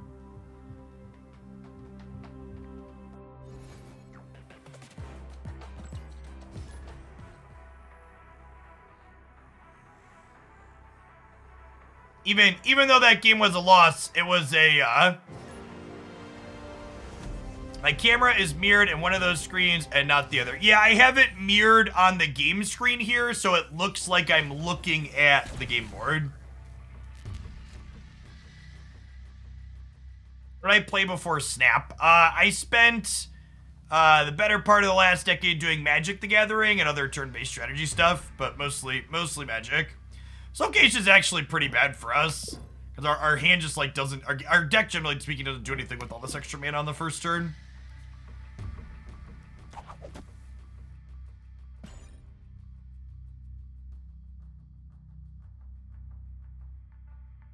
How much money it takes to get to the end of Pool 2. Just as quickly as possible, I did not. Their extra mana also wasn't very good. Deal. It doesn't take a lot to get to the end of Pool 2, though. You'll get to the end of Pool 2. The end of Pool 2 is only... Let me rephrase. The end of Pool 2 is level 474, and $100 is 200 collection levels. So if you put $100 in at the start of playing Marvel Snap, you'll have all of Pool 2 in like three or 4 days. If you buy the welcome bundle and the season pass should always be your first 2 purchases. If you do those 2 plus throw 100 in, you'll be through half the cards in Marvel Snap in less than a week.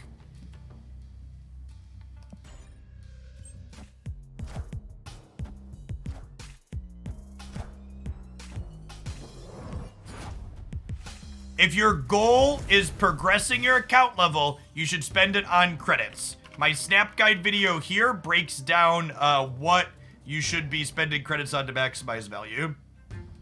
Mindscape is hyper annoying.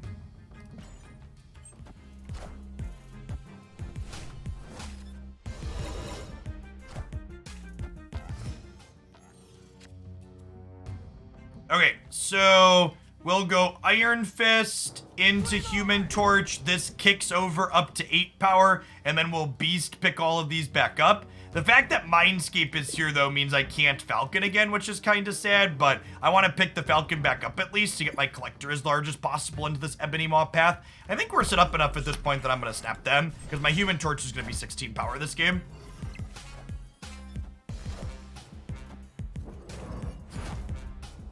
We're going to pick all these friends back up, and we'll get to go. Iron Fist, Human Torch. Mindscape is actually yet another location that America Chavez is very good into because we're guaranteed to draw her next turn. And wow, okay, Cloak is an absurd draw here. So I don't want to bounce anything back to my hand with Falcon, so we'll open on Falcon so he doesn't bounce anything. And then we can go Agent 13 into Iron Fist, Human Torch kick left, and then we'll Cloak right, and they're getting nothing, and we're going to have a 32 power Human Torch on the right, potentially. Seems absurd. Crowfoot Crawford, thank you for the brand new Prime. Hands are swapped before the draw step. Oh, shit. Oh, shit. Oh, no. Why Agent 13 gotta do us dirty like this, chat? Oh, no. Oh, no. Okay, so...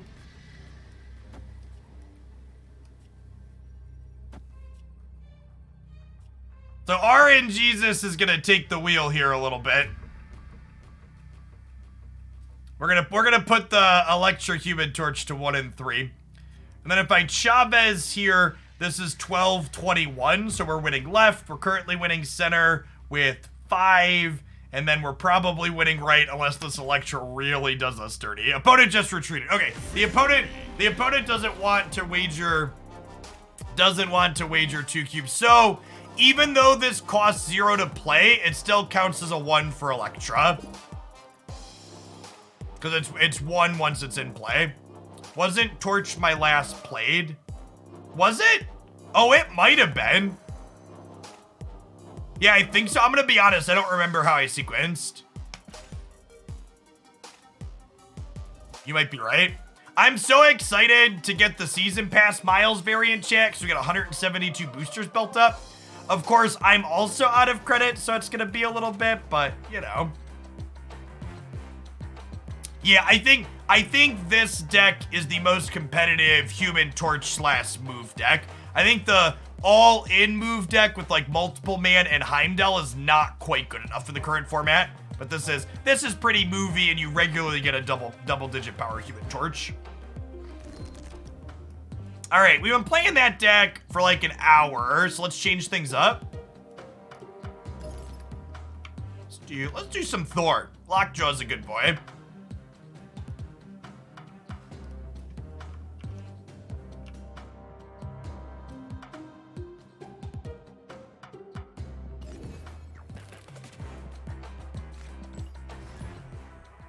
If you are new to Marvel Snap and you're not sure what the text is of a card that I'm playing in my deck list, you can type exclamation point and then the card name in chat, and the bot will pull up the text of that card for you.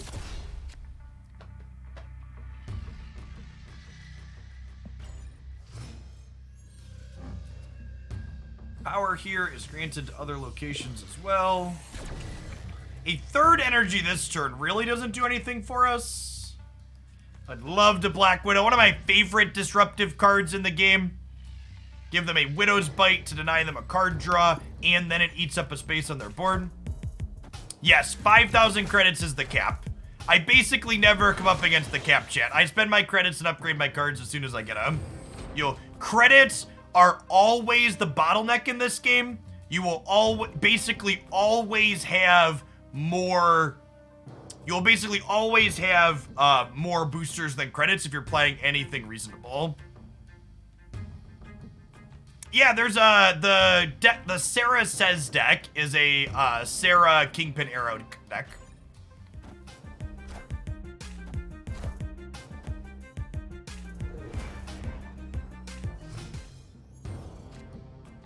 Triad deck, chat. We thinking Patriot deck? Is this a Wonger's middle angle followed by White Tiger or Doctor Doom? Or potentially an Odin if we draw it? I think it's a Wonger's middle to set up White Tiger for some Kit Kats.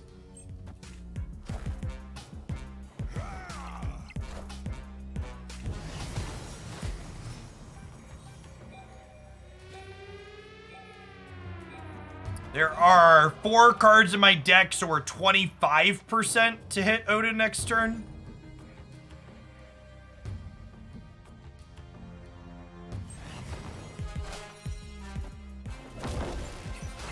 While Wong is not a pool 1 card, it is worth noting that White Tiger and Odin are pool 1 cards. And we hit the Odin. And the way this works, chat, Odin triggers twice, and each time each of these trigger, they trigger twice. So Wong, Tiger, Odin actually makes 4 more cats here. So we're gonna add 14 left and 14 right here.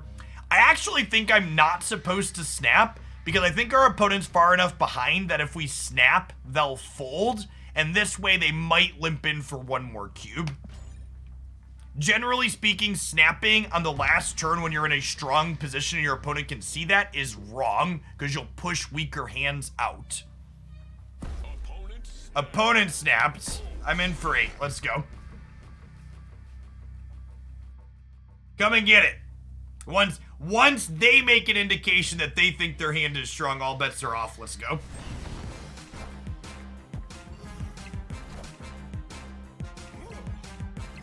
Giggity, Shrek, get wrecked. Thanks for the cubes, friend.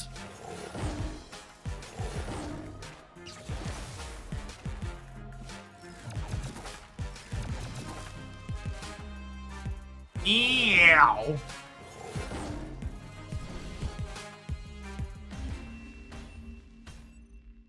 Victory.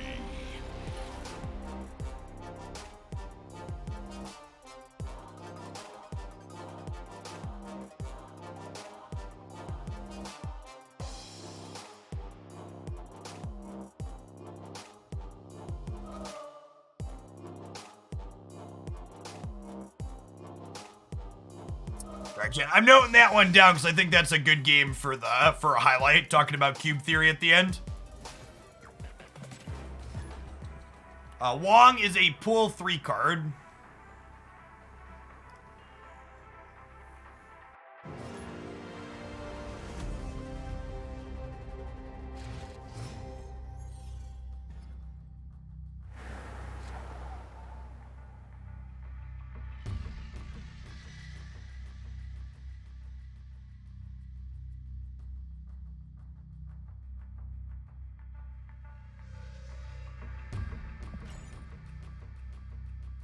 Yes, White Tiger and Odin are both pool 1. Guess who's back, chat? Back again. Haley's back. Tell a friend.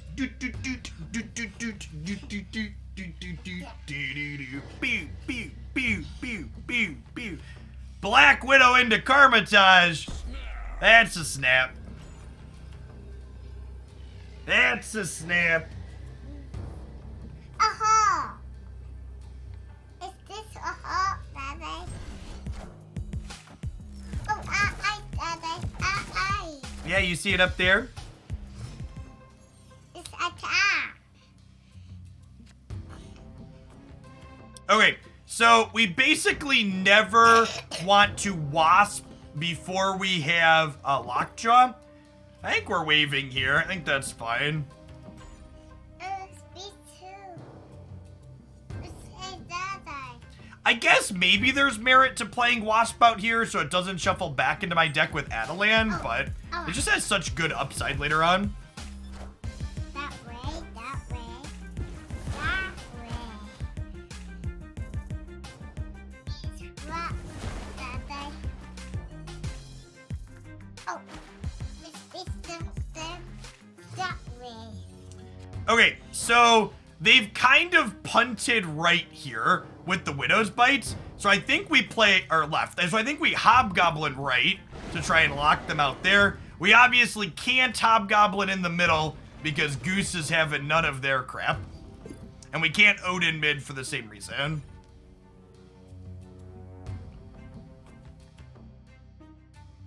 I am your dada, yep.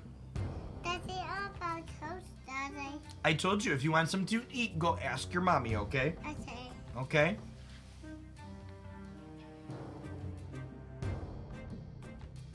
She's Daddy's girl, chat. She usually comes to me first, but, you know. If we're busy, we'll settle for Mom. She mostly comes to me first because I give her whatever she wants whenever she wants it. So the Widow's buff be buffed by Patriot. No, they say while this is in your hand, cards from your deck cannot be drawn, so they are not abilityless.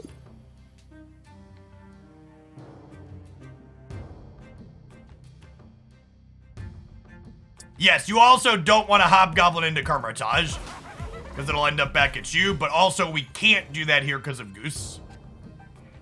The Goose is loose. I already snapped, right? We did. Alright, what's in my deck? My deck is, Wongers, Wasp, Thor, White Tiger, Dr. Doom, like a Doombot.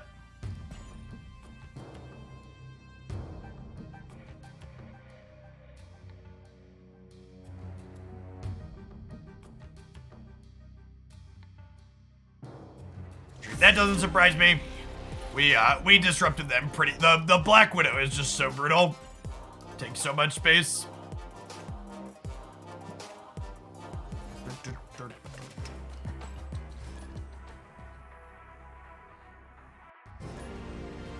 I wasn't sure how we were gonna do for viewer count this morning, chat. For folks that are new, I don't usually stream on the weekends. I'm usually here Monday through Friday as a full-time gig. You see my daughters run in a couple of times, but it's Snap release week, so I'm putting in some weekend hours this weekend. I wanted to be playing anyways, and people seem hype, and I'm hype, so normally we're here Monday through Friday, though, for the live stuff. Well, I mean, yep.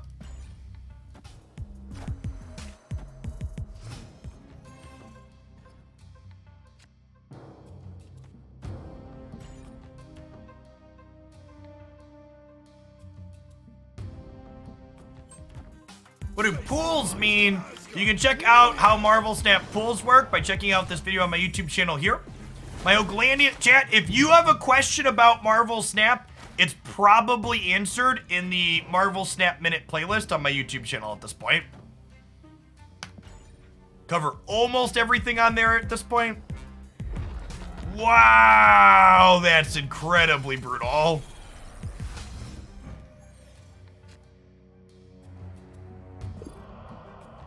We were gonna get to White Tiger into Odin, our friends here. We're kind of just torched now, right?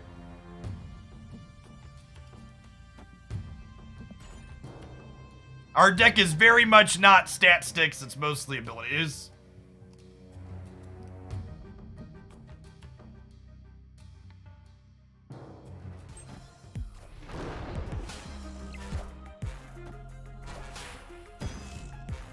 Mjolnir, to me.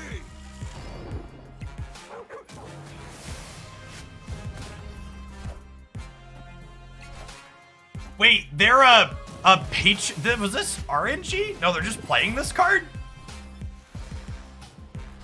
What on earth is their deck, chat? They've got like Patriot and Leech and Viper.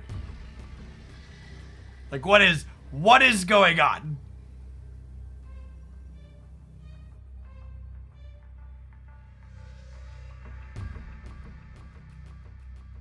I think we're retreating. They can have their cube, but I'm very confused by the cards they're playing. I mean, they have, like, Viper was the only green card they played, right? I guess Viper kind of has synergy with Mysterio. Kinda.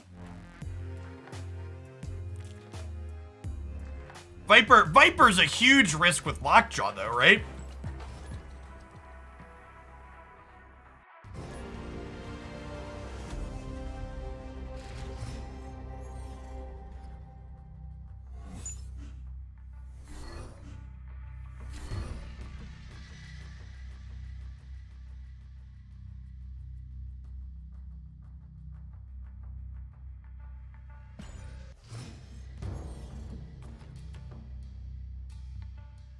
The cards in pull one that mill, shuffle rocks into, or draw cards from the opponent's deck have to be decent, right? So I think Korg is generally better than Yondu. And I don't think you should play Korg and Yondu together because they kind of have anti-synergy with each other. Because you don't want to like Korg them and then like Yondu the rock. Colossus is typically indicative of the destroy deck. However, there are also some people playing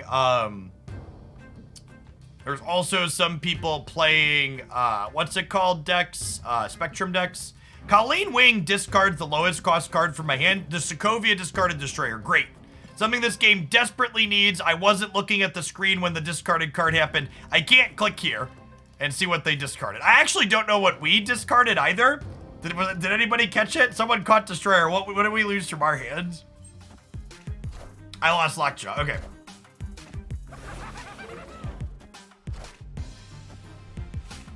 So, this is a fun one. Odin re-triggers on reveal effects, which means we can send this Green Goblin back over to them on the last turn, potentially.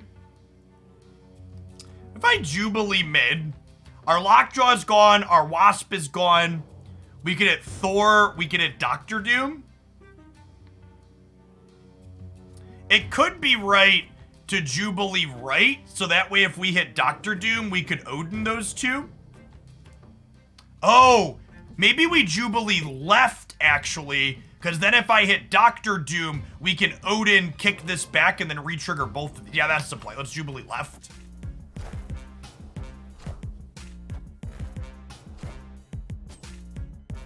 Good for not going mid.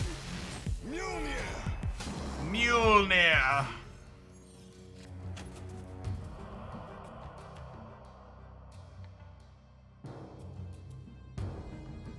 And now, will Jane right to grab Mjolnir guaranteed out of our deck? I think I'm snapping at this point because our Destroyer's gone.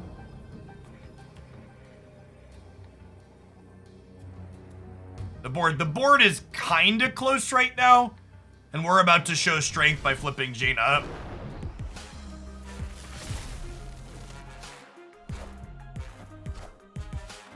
All systems go.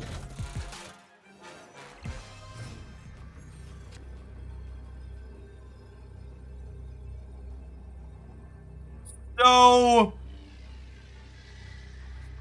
I think because they haven't destroyed the hood yet, I'm actually not supposed to play Odin here.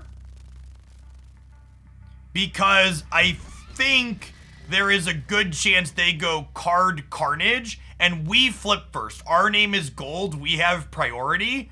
So I think we just go Mjolnir Odin, and Mjolnir gives Thor 6 power, and that'll happen twice. So we're gonna add 12 here, and we're gonna add 8 here. Opponent said, I'm losing, and they did retreat. Okay. But I think if they don't retreat here, we're better to sequence like this to play around their stuff here. Here's your click for my math. Thank you. Appreciate everybody that actually watches the math video on the YouTube all the way through and doesn't just stop when I post the numbers 90 seconds in. Like I mentioned in the video, it took me a lot of legwork to crunch down how long it takes to get all the cards. And watch time is the best thing you can do to repay me for that outside of a direct subscription or support. YouTube values watch time above all else, so that video will get promoted more if people actually watch it.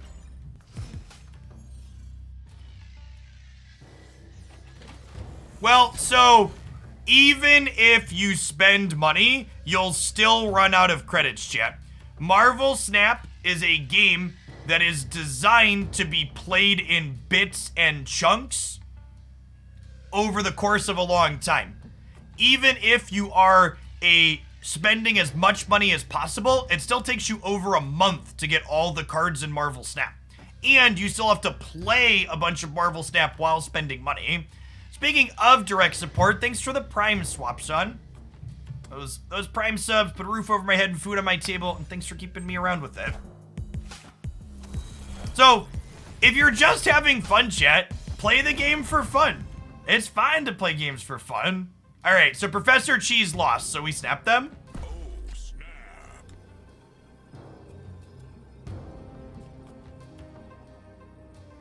Do I lockjaw the Doom Path? I think I lockjaw the Doom Path because we haven't drawn Odin yet. I also kind of want to like White Tiger here and kick some stuff here. Silly Cheese, thanks for the 45 months. Welcome back. Victory.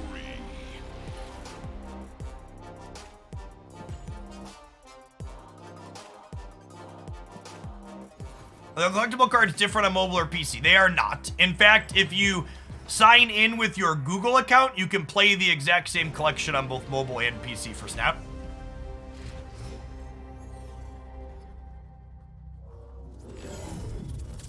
Hey, glad to see some of the old regulars in here for the new game, No Ghost. Insert old here. Thanks for the over 4.5 years, Talran, speaking of the old regulars. The Nexus, lovely. We've got a Black Widow in the opener here, too.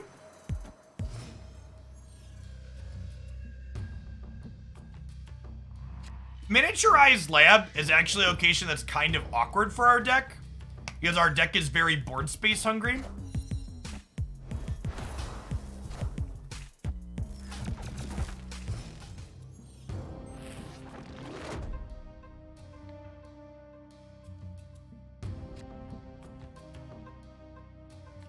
I think I'm lockjawing right here.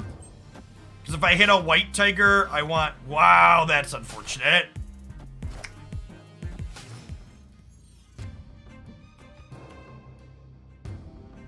There's our Doom. I think I'm just going to Jubilee here. Gets those 2 cards out of our deck. I guess half the cards in our deck right now are 20% are Wasp and Wave. Our Jubilee and our Lockjaw are kind of yikes here. This might be a retreat.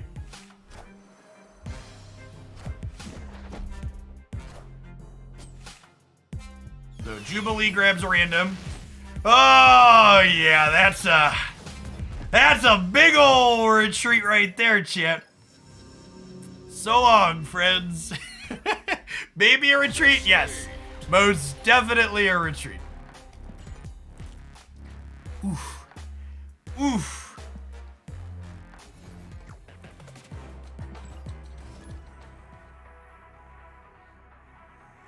And again, like, incredibly unlucky that game, but it only took a minute of my life, and I got to retreat for 1 cube instead of it being worth the same as games that I win. So it's like, yeah, sure, this sounds great, sign me up.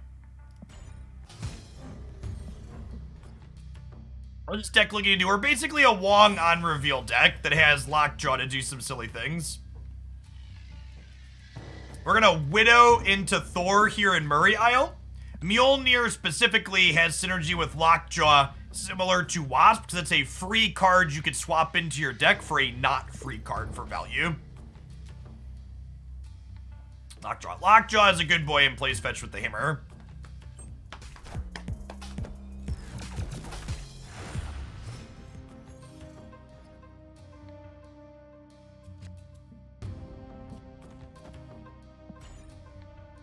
Thor was bad when they came out. Yay, Thor used to cost 4 mana. Thor was a 4 mana 6 power card, if I recall, and they changed him to a 3 mana 4 power card. Wongers. Is this a Wongers angle? I don't think it is. And I think we want to Lockjaw middle, because we have both White Tiger and Dr. Doom in my deck still, and those both make cards with no power. So if I hit a card or generate a card with no power, I want to give it a chance to get into DC. I think I'm going to snap them here. They're super far behind.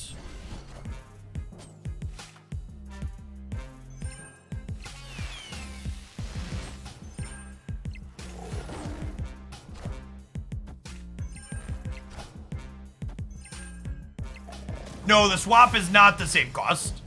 So turning zero cost things into things that cost more than zero generally is the idea. To me. Mjolnir, to me.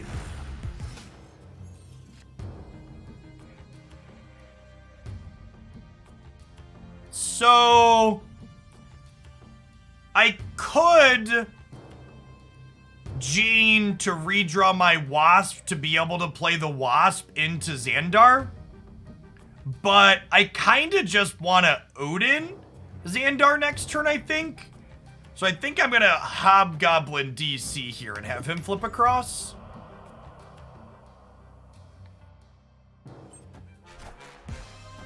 That's true. Janing the Wasp makes my next draw a bit better, is something that's true.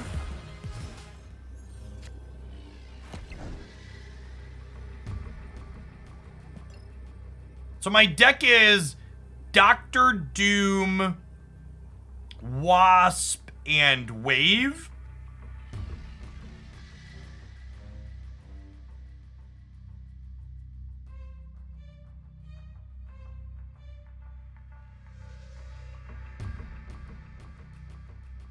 I think it's Odin mid. And then we'll flip into Wasp and be sad. We're 1 and 3 to be super happy.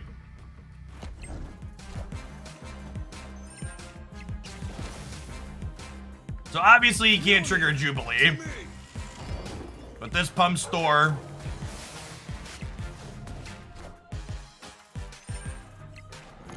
Okay, we're good here, right? We win left and right. Cool. Do I play while standing? I split my time sitting and standing. I'm coming up on the ripe old age of 32, chat. My back ain't what she used to be.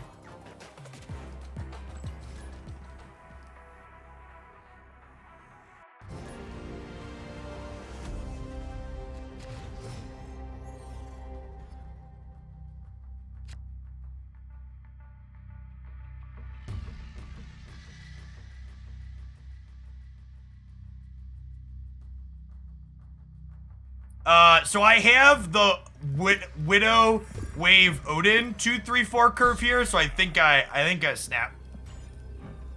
So Widow gives them a bite, and then Wave makes cards cost 4 the next turn. So I can Odin on 4 to then re-trigger the Widow's bite and the Wave. So this curve effectively denies them 3 card draws over the course of the game, which is 50% of their draws.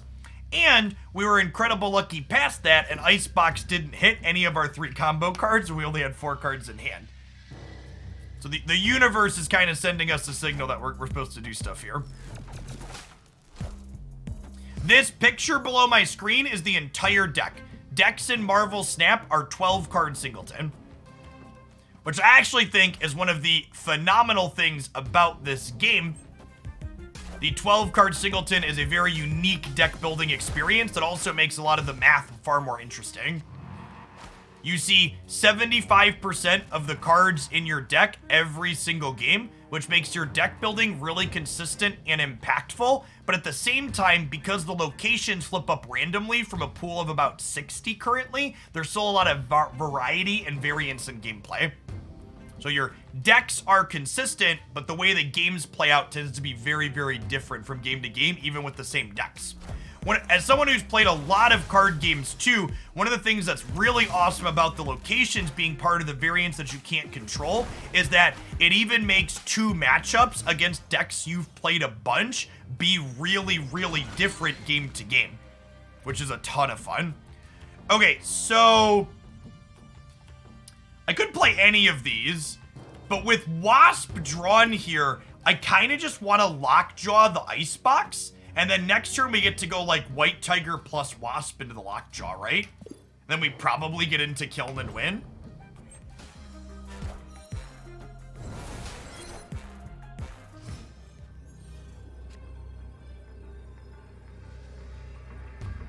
The only thing I hate about this game is that I can play for hours and don't get 1 rank. By rank, do you mean collection level, or by rank, do you mean rank on the ladder? Because if you mean rank on the ladder, I would suggest sucking less.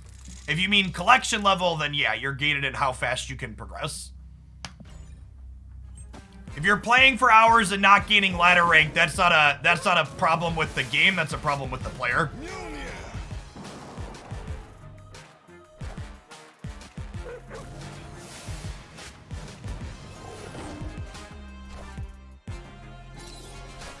Quick note on my sequencing here that was super relevant.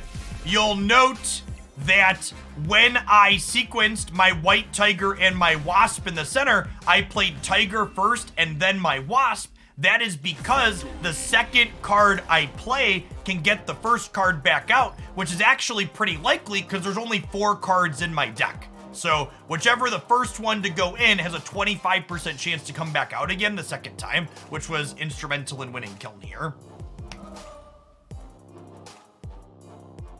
If you're someone that's struggling with the concept of snapping and when to snap, I'm going to be continuing my Marvel Snap Minute series of new player tips and beginner guides on my Snap YouTube channel. I plan to have a video about snapping fundamentals published tomorrow afternoon or evening, depending on when I'm able to get it done.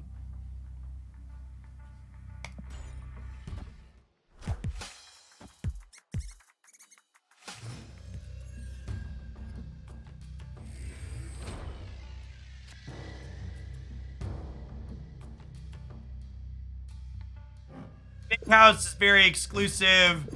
The vault is locking down.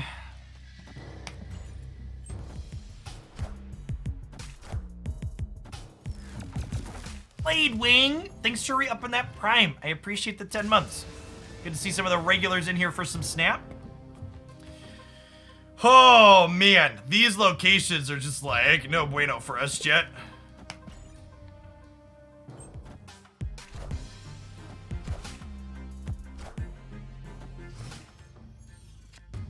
Prime, if you're not familiar with Twitch, is Prime Gaming. If you have Amazon Prime, you get Prime Gaming included with your Amazon Prime for free. It gives you a free channel subscription every single month to someone of your choice here on Twitch.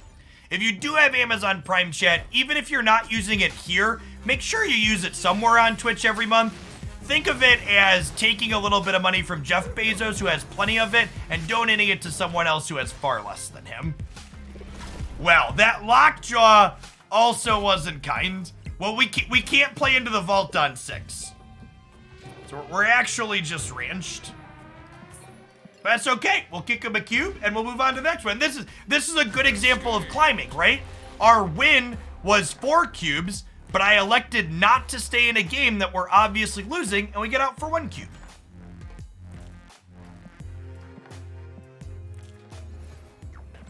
For folks that are new to the channel, I don't really stress about rank. We just play lots of different decks, and we try to play games for fun here, and sometimes our ladder points go up, and other times our ladder points go down, and if we make it to the top, that's great, and if we don't, no sweat about that either. The ladder season, for those not familiar with it, follows the same cycle as the season pass, so there's like 2 more weeks of this ladder season before it rolls over. At the end of each ladder season, you'll drop 30 ranks from where you were before, to a minimum of 10 is the lowest you can go. We're not rank, we shower once per day. Mood. Face the might of Asgard. Mjolnir.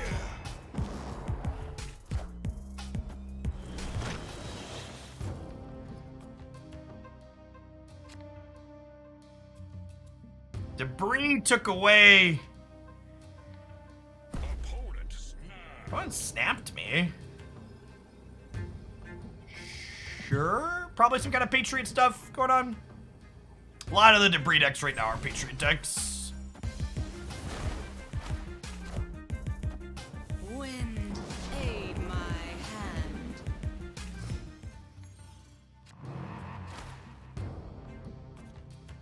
Okay.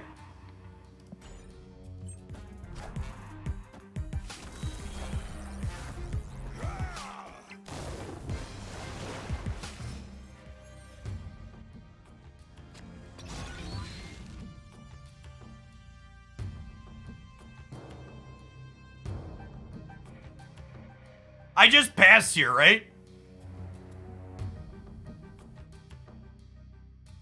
So I'm only gonna have 2 more spots here anyways.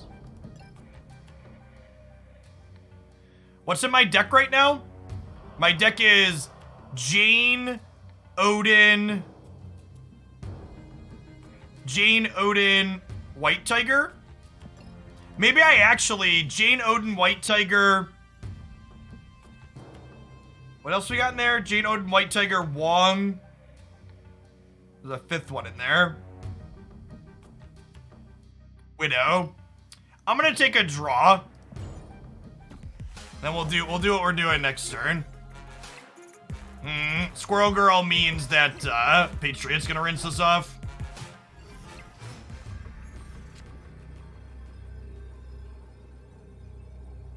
So we're winning mid, but we've lost left and right. Awkward location. 2 awkward locations for us, and then our opponent storming this one. Give us a third one. Does a premium pass make sense? It does. If you want to learn what is the optimal way to spend money or free to play your account, check out my Snap guide here, where I break down the metrics on what is worthwhile and how the in-game economy works.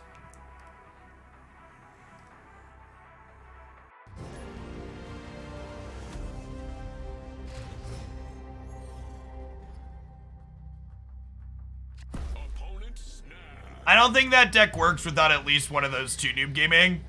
You could, like, try and play like Scorpion or something else, but it's definitely going to be a good bit worse. Is my hand good enough to take a turn 1 snap here? Yeah, I've got Widow on 2 and Wong. It's probably fine.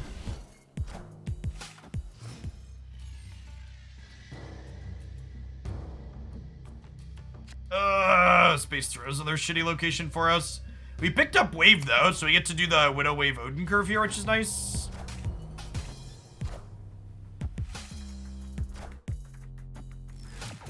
Okay, do we snap them back at this point? I think we snapped them back at this point, right?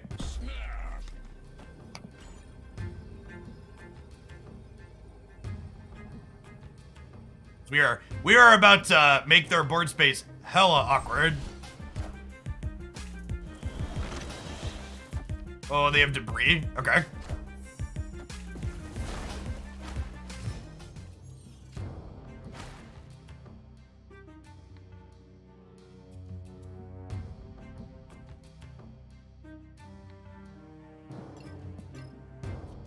I'm gonna take away their last draw. Our draws for you, bud. How would I rate Sarah? Sarah is in my list of cards that I think are the top 5 cards in the game right now. If you want to see what the rest of that list is, check out the Snap YouTube channel. I'm going to gamble this Hobgoblin into the Metropolis here. Motherfucker. That feels super spooky. All systems go.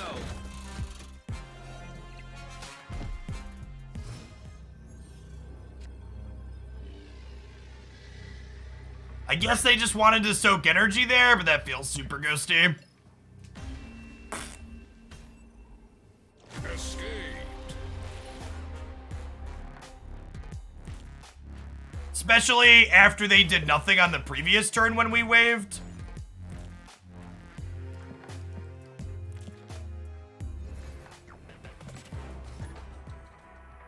I guess it didn't matter which one they put it in for the Hobgoblin though, right?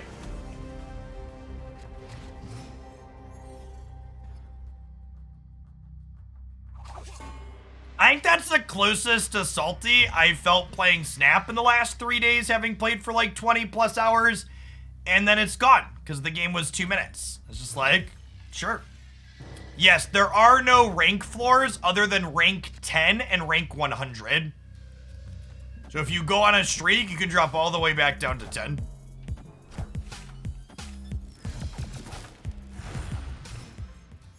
I mean, I'm not a mouth-breathing denizen of Twitch chat, so I can experience bad variants where I snapped and then things happened poorly for me and still look back on my choice and know that I'm happy with the decision that I made. That's the key to making probability plays, chat. If you can't make a good percentage play and then lose, even though it was a good percentage play, without feeling bad about it, knowing that you still need to make it again the next time, you're not gonna climb well. Just because something's a good play probabilistically doesn't mean it's going to work out. It means it works out more often than not, but not every time.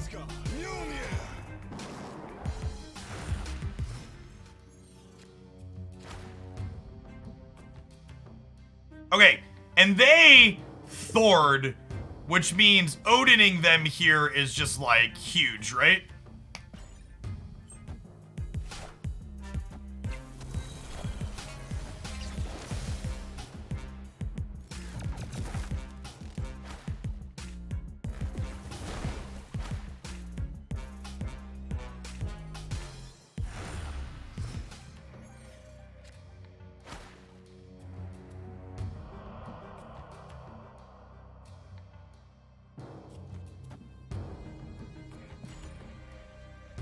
What's going on? What am I?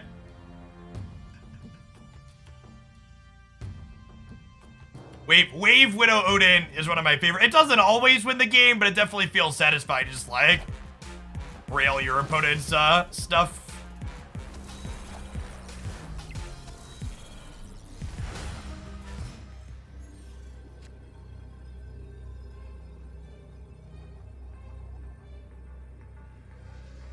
So can we beat them in the sewer system or the Shadowland? They have 3 cards in hand, and 2 of them are Widow's Bites right now. This ties left, right? It's impossible for them to have a hammer. But the problem here is if I tie left, we're only up 6 here, and we're currently down 7 here. So we're losing the tiebreaker. My deck has 3 cards in it, and they are... One of those cards is Hobgoblin. And they're not going to play the Widow's Bites out here, because those are -1. I'm going to gamble a cube on a Hobgoblin. No! Oh, man! That's a tilter.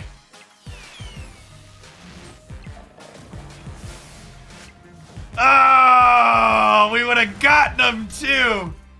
That's fine. It was just 1 more cube. I think that's the right, especially when you consider the fact that Lockjaw gave us a redraw into Hobgoblin here.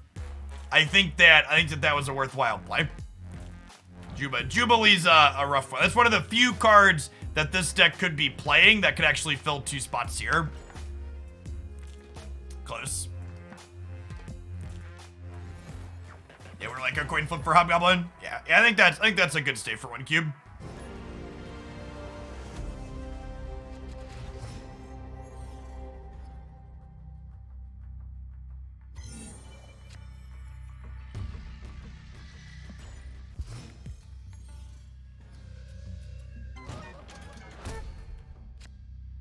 This is looking like a Thor, Wonger's, White Tiger, Odin curve.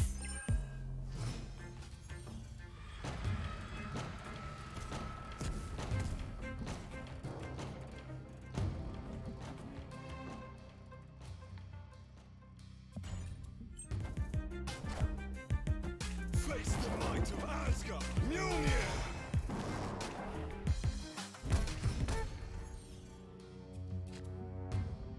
How do you feel about Chavez and decks that have a free slot to reduce early game variance? I think if your deck doesn't have other 6-drops it wants to draw, Chavez is good. So I actually have a video about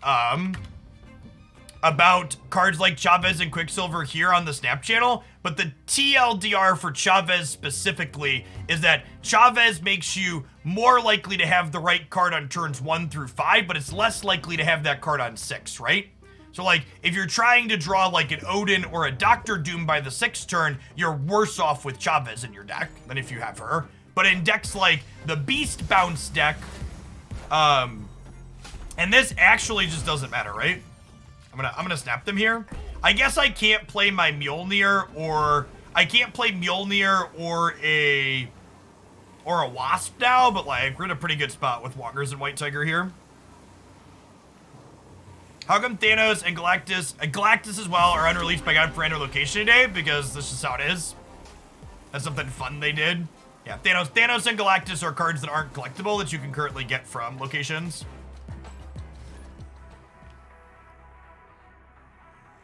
I don't think Sandman is in a very good metagame spot.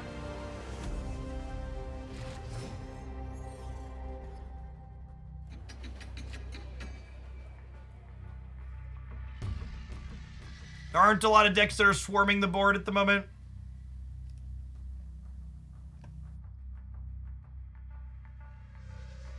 Basically never playing Wasp before we have Lockjaw in this deck. Some small edge cases where that's not true, but in general that's the case. Does he actually put the stones in the deck? No, when you randomly generate Thanos, he does not put stones in your deck. Hopefully this is a good location for Lockjaw, because I really don't want to put Lockjaw into either of these. It's a good location for Thor. Face the might of Asgard. Mjolnir. Who me?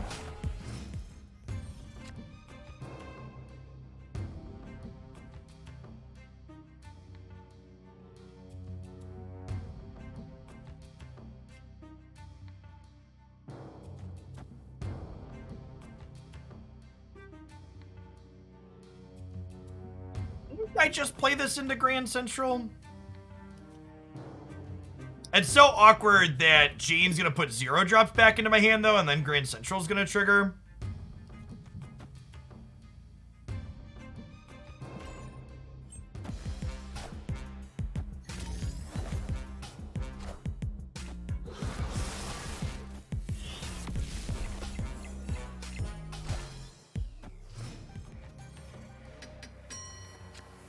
So we'll go Wasp into Lockjaw's location, and then Jane draws all 0 cost cards from my deck. So I'll play Jane here, and then she'll redraw me Wasp plus my Mjolnir, which is nice.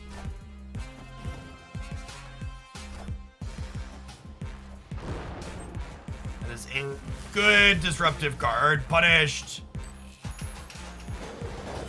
Punished for... God bless America.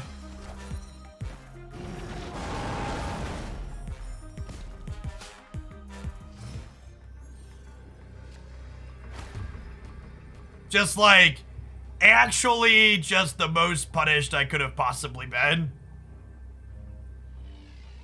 This will bounce for a cube. Escaped. Alright, chat, I had a sub link me a deck in the supporters Discord server that I would like to try. They said they climbed a bunch of ranks with it. We haven't played a Ghost Rider deck in a little while. Let's give this one a go.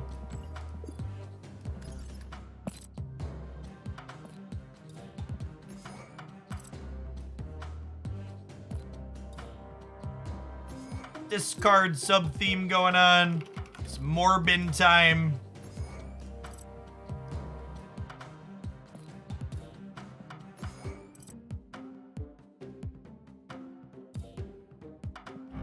To play with my sick Swordmaster variant.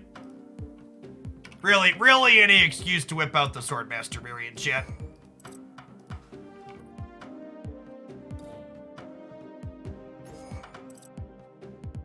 You've been playing since the beta. How are you so high level? You hit the nail on the head.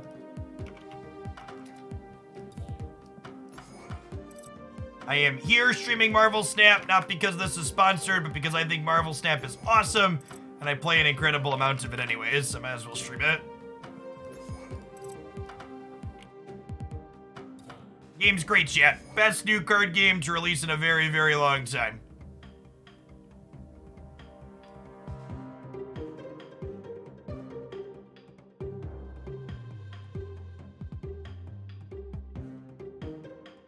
I technically didn't have a Wave 1 beta invite, but when the Wave 1 beta invites went out, I DM'd their community manager. I was like, please let me in. And then they graciously let me in. Yeah, miniature chess tactics games are reasonable.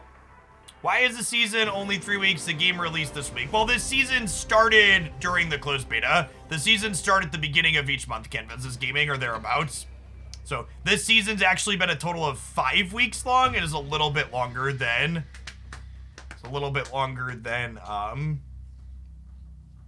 and not. Have you seen Moonbreaker? I am actually crossing some T's and dotting some I's on a contract still, but Assuming that doesn't fall through, we're actually gonna have some sponsored Moonbreaker content on the stream next week or the week after, I believe. That one does look good.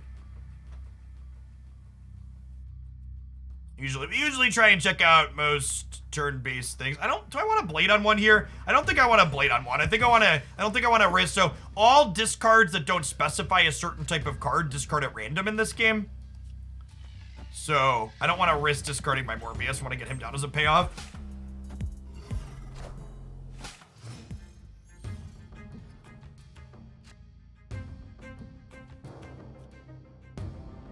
Well, Lady Sif here, and Lady Sif is not a random discard. She explicitly targets my Hulk here, because he's my most expensive. And then our cards, Ghost Rider and Hela, both bring back cards into play that we've discarded. Ooh, multiple man deck, spicy. This is the best multiple man variant, I think. And there's a Hela. So I think we just gotta take some flips here, Chip.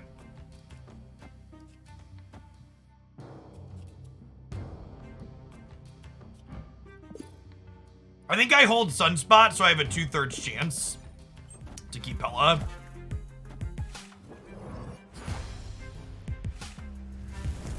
You paid for the season pass, but you have 2 weeks less than the beta players to complete it. You don't need extra 2 weeks to complete it.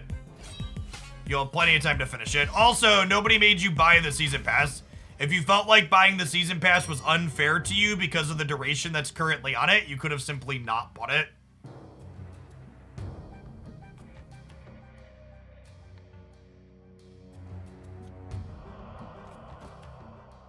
Get one of these two for free? I think we snap before this happens, right?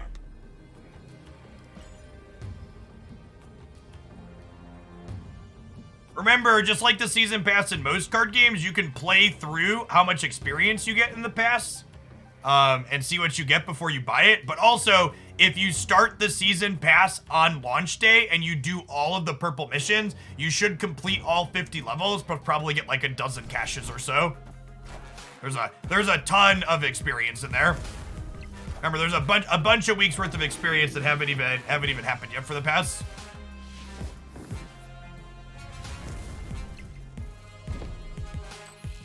Also, the season pass is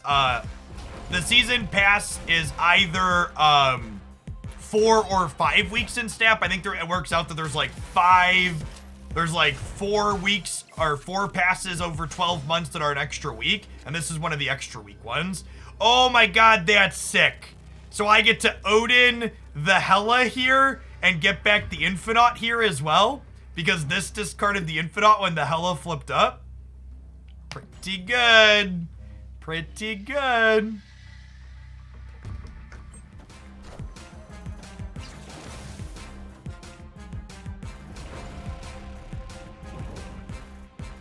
Friendly neighborhood Spider-Man here. It's a solid start. Victory. Little controlled variants.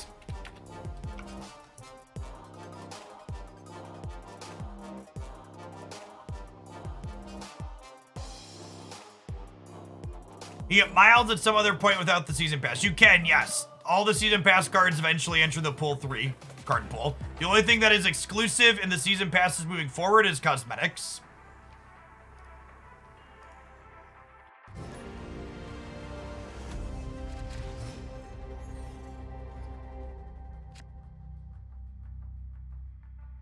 Lovely.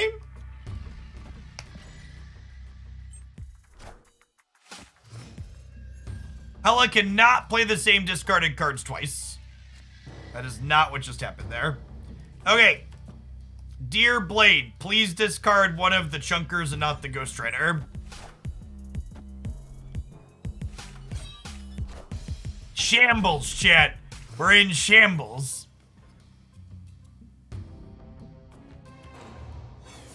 Absolute shambles.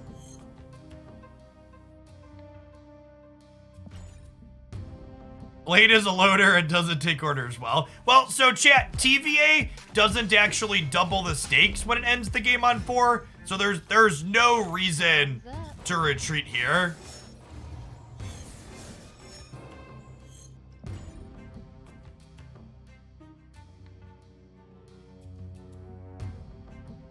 Opponent snap. Now that my opponent snapped, I'll happily give them a cube. That's fine.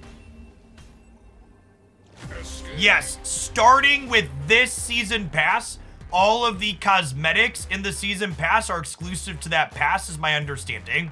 The 3 season passes that happened during the closed beta will have repeats of their cosmetics eventually. None of the stuff from the closed beta was exclusive. But moving forward, the season pass cosmetics will be exclusive, is my understanding. What's the difference between a retreat and a wait to retreat? The wait to retreat waits to see if your opponent also retreats, and if both players retreat, then neither player loses cubes. Generally speaking, though, the situations where both players could possibly be retreating are rare, and usually you're just wasting your time not to retreat right away. Like, I use the retreat later function sometimes. Oh, I messed the audio. It's totally pulling up the retreat thing that messes up the audio too. Sometimes I will use the retreat later function if I think there's a chance that my opponent could retreat too, but more often than not, that's not the case. From a strictly optimal min-max gameplay sense, pressing retreat later is always optimal. From a living in reality and being able to parse a board state with the brain in my head, retreating now is often just the same. So if you're some kind of sweaty, foaming at the mouth tryhard, you should always retreat later. But if you're someone playing games for fun who can parse board states in a reasonable manner, hitting retreat now is fine most of the time. Alright, I have mixed feelings about my blade not discarding anything.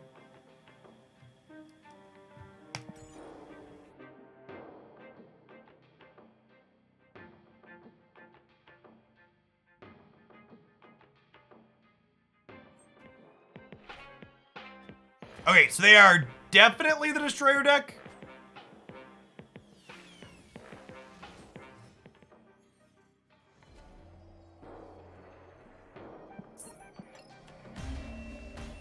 I'll have you know that I foam at the mouth independently of being a tryhard. God bless.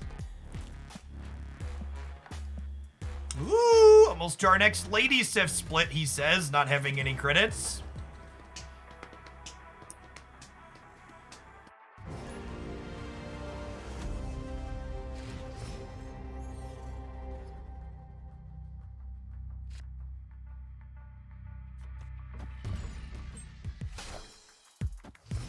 Oh, the audio does fix itself when it bugs like that when I get into the next game.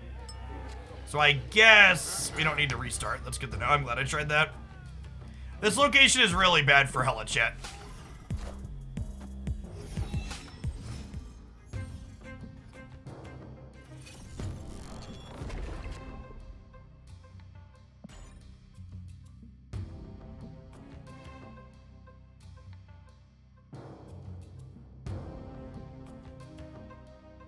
They could be another Hela deck. Yeah, looks like it.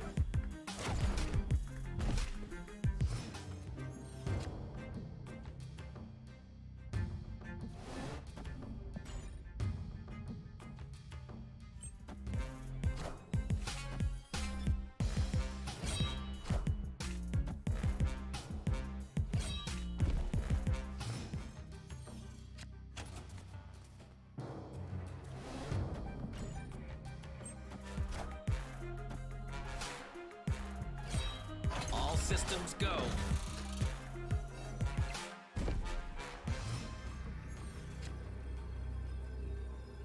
I mean, we just Hulk here, and then if they Hela, they can hit the bar with no name and give us a free location, right? We can't leader their Hela because of,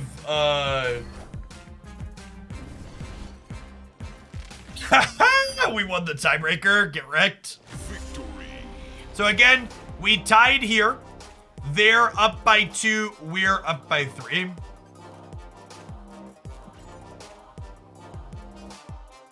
the game.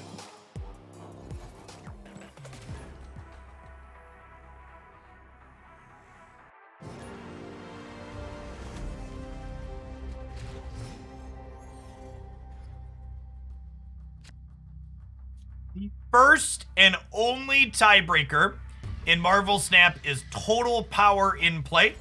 If you have tied total power in play, the game goes to a full draw. You're always going to be lacking in credits in this game. If you're playing it a lot, yes, credits are the bottleneck in the economy that makes it so you can't just no life this game and complete your collection in 24 hours. Everyone, regardless of if they are free to play or spending money, has to wait to progress their account over time while playing Snap.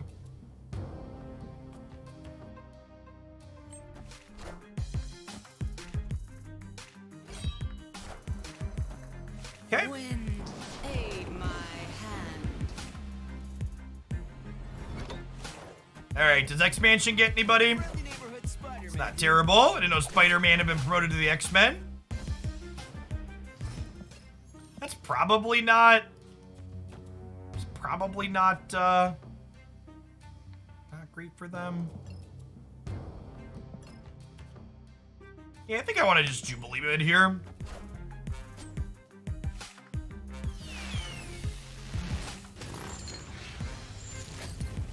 Sure do.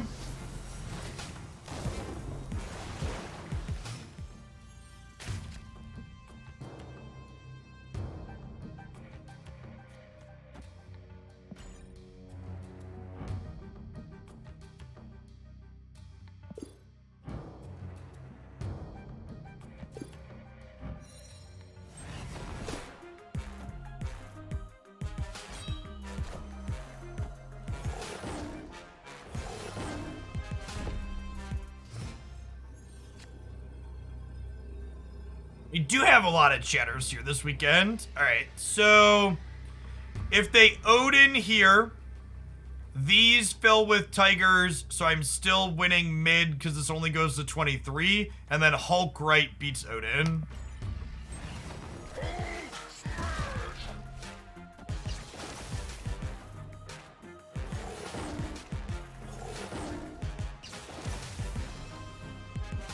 When a card split, it gets a modified cosmetic, either a background or a border effect. You can split a card up to 5th time. Do cards get brought back by Ghost Rider also get brought back by Hela? No, this card is kind of like a game like Magic the Gathering, where there's a specific instance of a card that's discarded, and you can only bring it back one time. It's not like Runeterra, where you can arbitrarily create lots of copies of something that's been destroyed.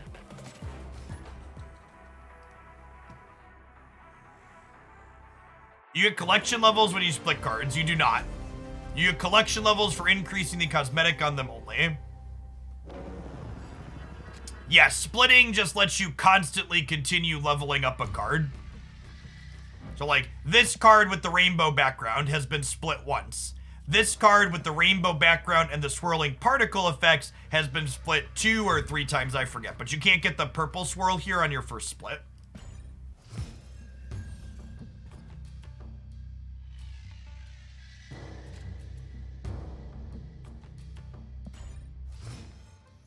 Better to upgrade the same cards or upgrade different ones? It actually doesn't matter. The very first level on every card gives you a 50% discount, so you save 25 credits on one level. But in the grand scheme of things, even if you do that with every single card in the game, it's only 50 extra levels effectively, and you need 3,000 levels to complete your stuff. So like, getting a discount on 50-ish doesn't matter that much towards completion. But if it makes you feel better in terms of grindy slightly, that's a good beat slash read.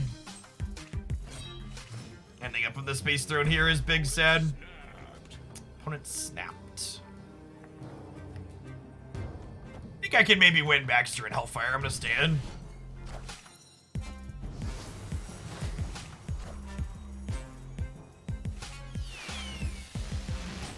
Jubilee hitting Sunspot is not not what we're going for there, chat.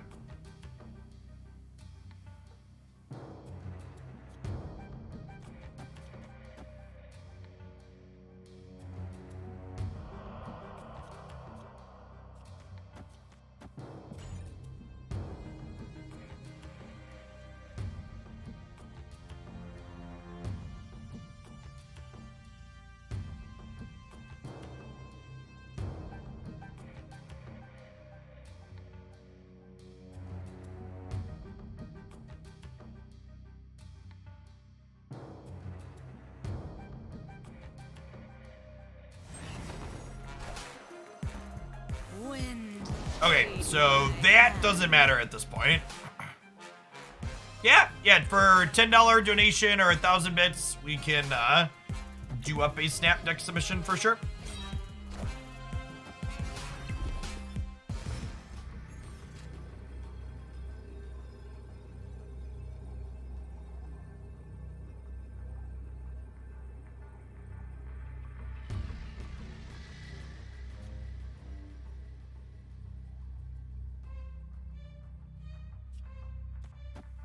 I think I just Hulk here, so we can try and win Baxter Building and win these two. I've discarded Leader and I'm blanking on what other ones I really need to keep better track. I think Hulk here gives us a shot to win.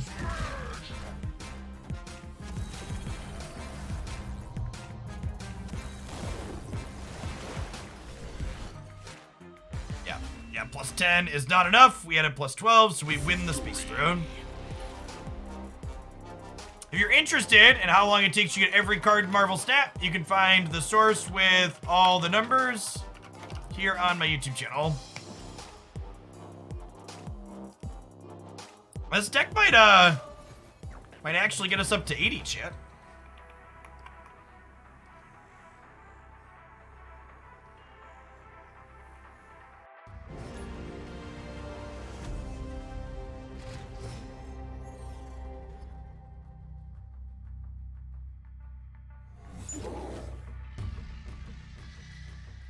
I don't really like the Hulk variant. I like the base art better. JJMTGA. Love to see some more arena people coming over for Snap. This is definitely going to be the focal point of my stream here for the next few weeks at a minimum. Thanks for the support.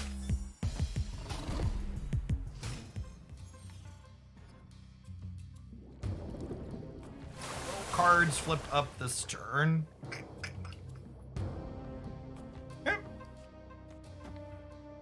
Put Lady Sif into here. It's a sweet lizard. What if we Ghost Rider this turn? And then we'll get back whichever 6-drop this discards. I guess if I get Leader, though, playing this into Jotunheim is not great.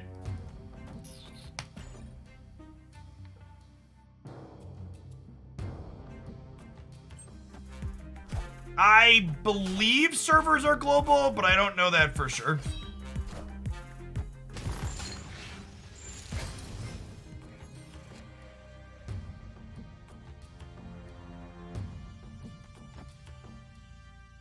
Okay, so if this hits either of these two, Hela on the last turn will, and actually, I think I want to Swordmaster Jotunheim because I want to leave space on my board in case I want a Leader next turn. This will still be 4 power total after it gets -1 twice.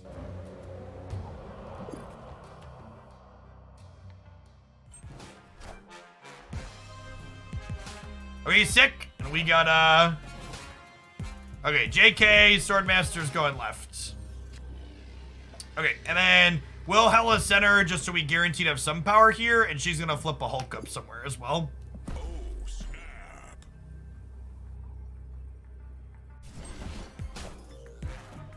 The season pass XP that you gain for games played is you get 10 experience per location you win, and you get 1 experience per turn played.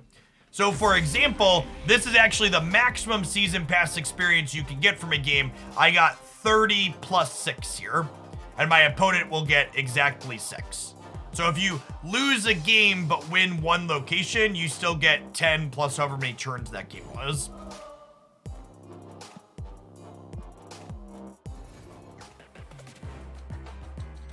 All right, we gotta win one more match with a total of 40 plus power to finish our season pass. Speaking of.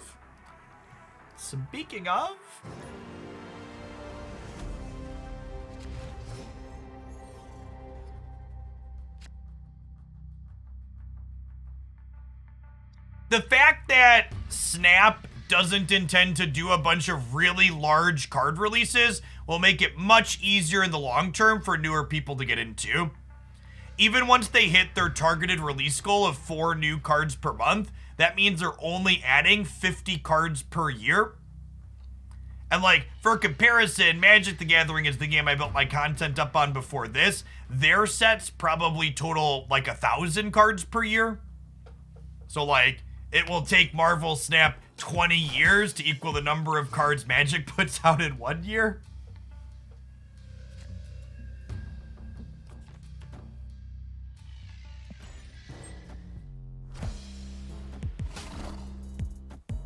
They'll run out of heroes. The card pool runs real deep, or the hero pool runs real deep in Marvel stuff. We have Dark Dimension as like a free Hela here. Do I just take that? I think I might take that. It could also be right, just like Swordmaster Bid. I kind of don't mind discarding any of these. Guess I'm kind of sad if we bin Jubilee, because that could be a play next turn.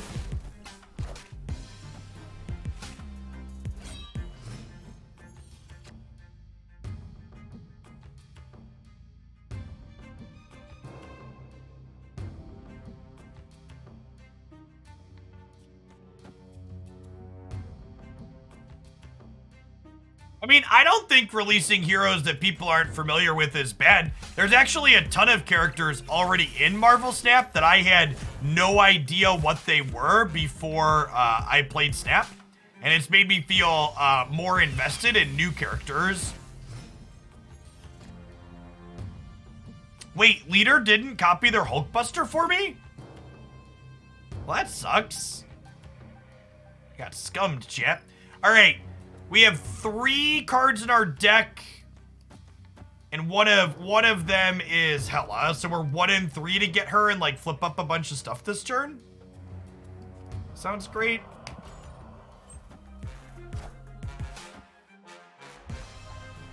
Oh my gosh, and now we have 2 chances to Hela?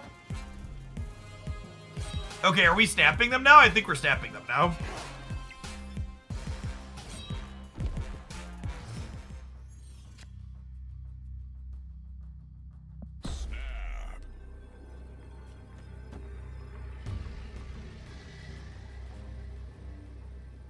And I think I just pass here, right? And soak energy on Sunspot. Because my Leader's gone, my Odin's gone, my Hulk's gone, my Infinite's gone. I guess if I draw Morbius, I might want to play him out. And I think I just passed to make it not apparent that we drew Hela.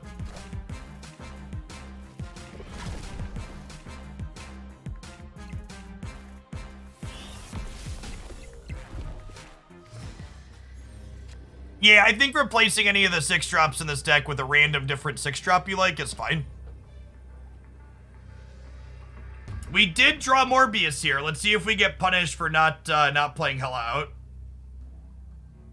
How to determine who goes first, teacher? Whoever is currently winning on board has priority, and the game interface highlights the name in gold of the person that's going to get priority if you're confused.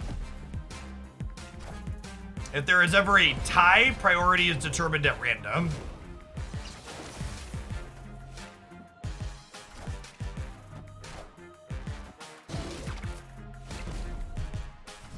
Okay, so this was a bot. Victory. Or maybe it was a human. And because they played the demon earlier, right? They didn't play both of these the same turn. I don't know. Could go either way. Sometimes the bots are hard to tell.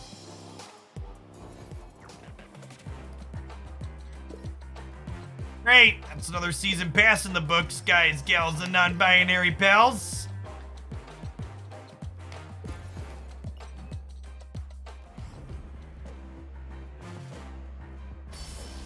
gold.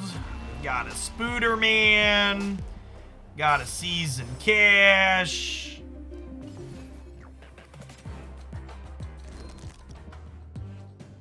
I don't think I'm gonna switch to a Spooderman deck, but I'm gonna swap this out real quick before I forget.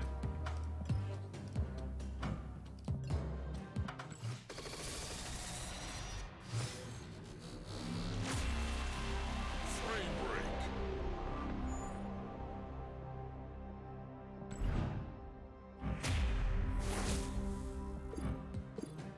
I'm gonna spend some of that gold they just gave me on credit so I can upgrade Spooderman. My Spooderman variant deserves. Miles deserves a border, chat.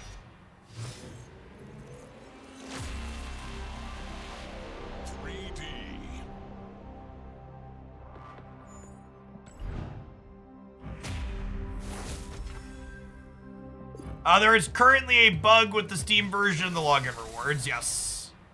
Any merit to buying daily quests? Your questions to how you should spend your gold and more are answered in my Snap Guide. Learn about optimal progression there.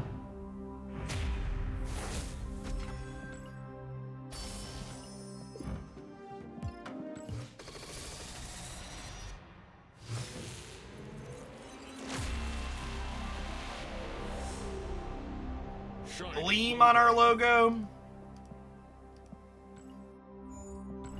If you link your iPhone account to your Google account, you can link them up. Google is supported on all 3 platforms.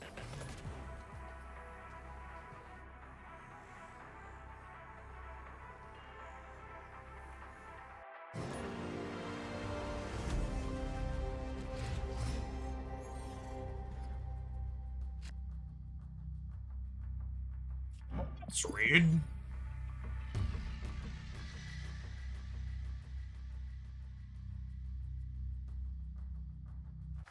You've gotten 5 boosters in a row on your seasonal caches. Have you attempted being luckier? I promise it is a powerful line when playing a card game.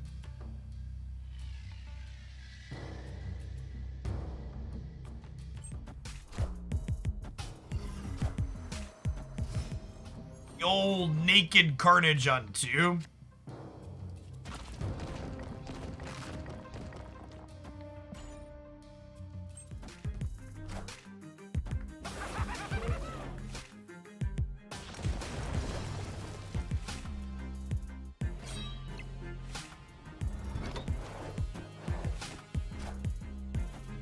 Who they dig up this time?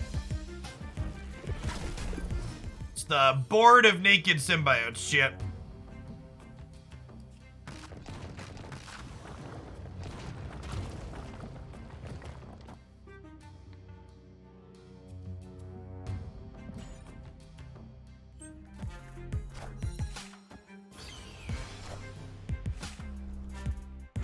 Okay, we lost Ghost Rider, but we have Hela for next turn. He said optimistically. What's going on, Claire? Thanks for the 14 months. Yeah, Snap is popping. Oh, not having priority here is such a tilt.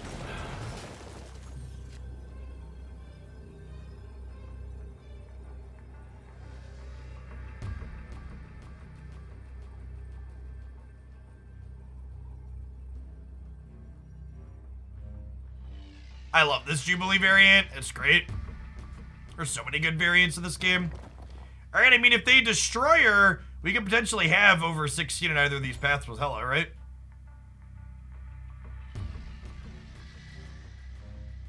So Professor X locks down a location.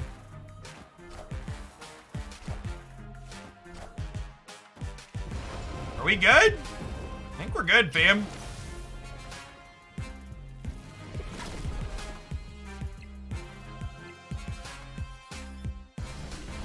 Venom's a hungry boy. He gets it. Victory. Is there a website with all the possible variants? Yes, snap.fan has a card database in it that includes variants on the pages.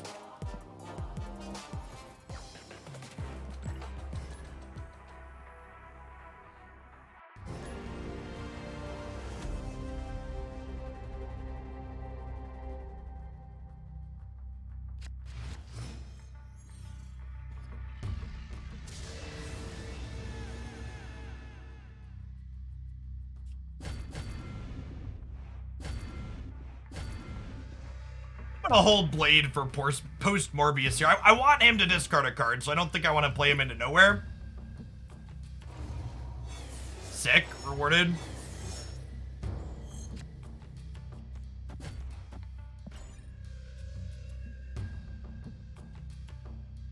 Two-thirds to be happy here. If we hit Odin, we're really happy. Sweet. Okay, so now this turn, I get to go ahead and Ghost Rider. God damn it. Flippin' Central Park. So I was about to say I get to Ghost Rider and then Odin will discard another card and then we'll replay it at the same location. But that's not an option anymore because the squirrel took up one of the spots. That's fine. This is still 11 power here, but it's disappointing that we don't have a big play anymore.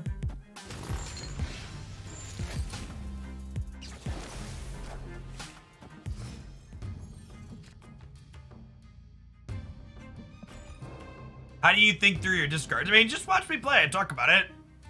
You gotta be willing to accept that, like, making a deck like this is good for desensitizing you to losing probabilistic plays. You're gonna make a lot of plays that are probabilistically correct but end up losing you the game anyways, because that's how variance works. This game has way more of those this deck has way more of those than any other deck in Marvel Snap.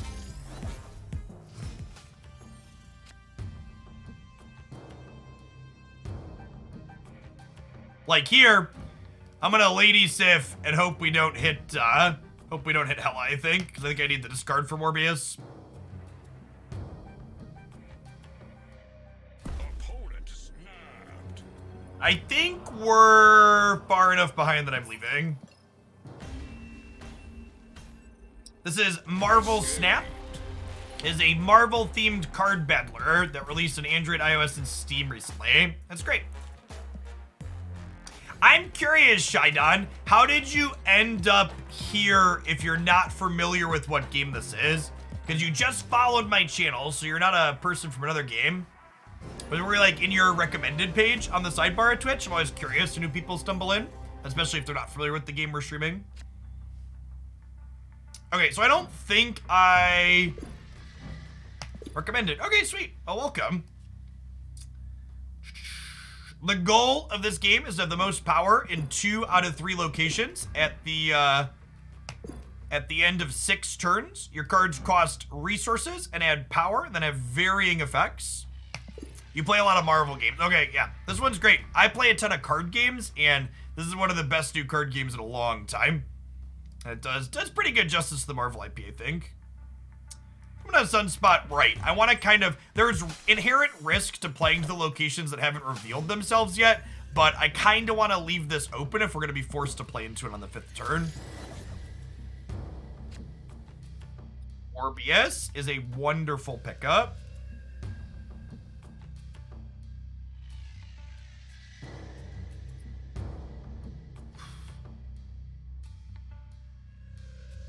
I also kind of want to have a full 4 spots open in a location if I'm going to potentially discard Odin and then Ghost Rider Odin back. Morbius gets 2 power for every card we discard over the course of the game. Rewarded for playing Morbius mid, since they played Goose here. Goose would lock me out of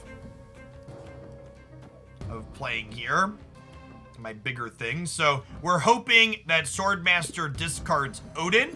The worst case for Swordmaster here is discarding Ghost Rider, because I'm hoping Ghost Rider can bring back whatever Swordmaster gets rid of next turn. So we're 66% to be happy with the outcome of Swordmaster's discard here. Remember too, if you're new, chat, and you don't know what a card I play does or that my opponent plays does, you type ! card name in chat to find card text. I do try and zoom in on things as they pop up, but I'm human and miss them sometimes. So, Ghost Rider here is going to bring back Odin, because it's the only card I've discarded. which in turn is going to re-trigger Swordmaster and then re-trigger Ghost Rider to bring another thing into play. I guess this is awkward because I'm not going to be able to play anything next turn, but I also have Sunspot on the right to soak energy for that, so I think that's fine. If I hit Jubilee, I'm sad. That's true. We're 50% to be happy here.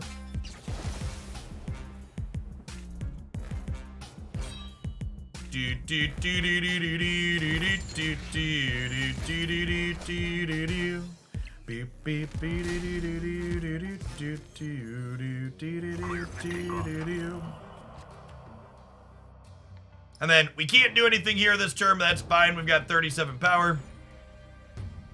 And then Sunspot soaks the additional energy up, so he's going to kick up to 6 this turn. Do we snap this? Maybe? No, yeah, it's like, I think this is a spot where we're actually not supposed to snap because of how far ahead we are. And the opponent actually retreated without us snapping, so I think that's definitely the case. The key to good snaps is snapping before your opponent sees how strong your hand is. So perhaps when I was going into this Ghost Rider play, I was supposed to snap because of the potential for how good it could be. It could have also gone kind of medium though, so it's a risk to reward thing, right? Like I was 50% to get a Jubilee here instead of an Infinite, and then things kind of go sideways, so I didn't want to risk it. But I also think that maybe we're supposed to there. It's tough. It's how much you want to risk.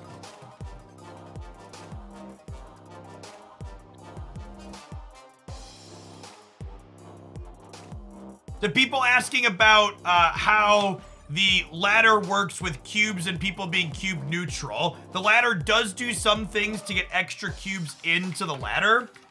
We should probably make a ladder command video. Posted a short thing last night explaining how the Marvel Snap ladder works, breaking down the basics.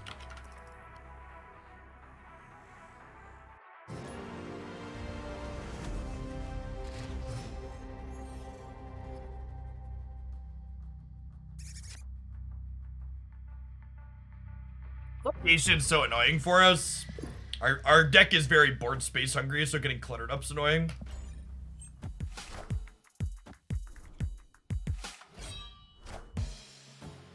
Your YouTube starter series is pool 1 plus pool 2 only decks, but there are decks that include pool 3 cards. Did a third deck get added to that by mistake? I might have added a third one to it by mistake. Let me fix that. Oh yeah, there's totally 2 extra in there.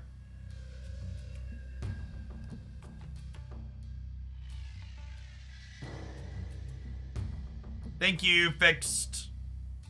Sorry. Things have been crazy and YouTube is a lot to keep track of sometimes.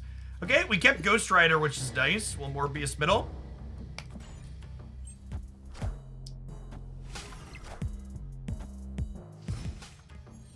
You factoring in the sunk cost fallacy when you keep an opponent playing? I mean, am I assuming my opponent is a fucking idiot when I'm accounting for my snaps? No, generally I'm assuming my opponent has a brain in their head. I think, like, if your opponent does something that implies they might be an idiot, maybe you could snap differently, but generally speaking, I think you should give people the benefit of the doubt and assume they're gonna make reasonable plays.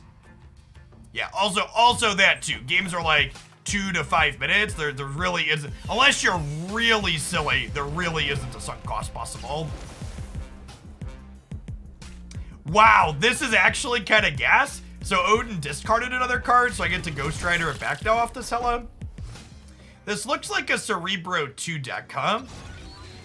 This is actually kind of bad for us. So I think the line here is Swordmaster left and then hope to Ghost Rider. Actually, I guess I could just soak and then Infinite next turn. Maybe this is a just cast Infinite. Yeah, I think it is.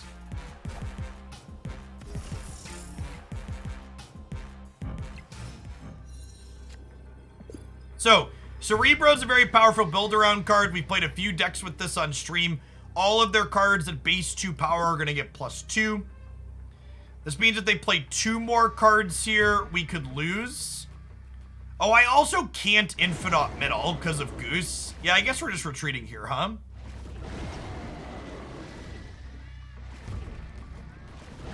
Damn cats.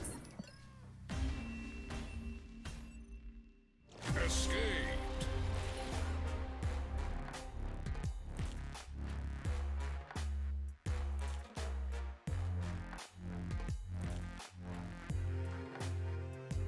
This is a new Marvel card game called Marvel Snap, Chris. I've been playing it in closed beta for the last few months, and it's finally in full open release. This is, we're a full-time Snap stream for the next month, chat. If you like Marvel Snap, this is the place to be. This game is much better than Magic the Gathering to set a low bar. It's a pretty low bar. Snap's probably better than most card games I've played. What's going on, Rosa? Good morning, good morning. Thanks for the 41 months.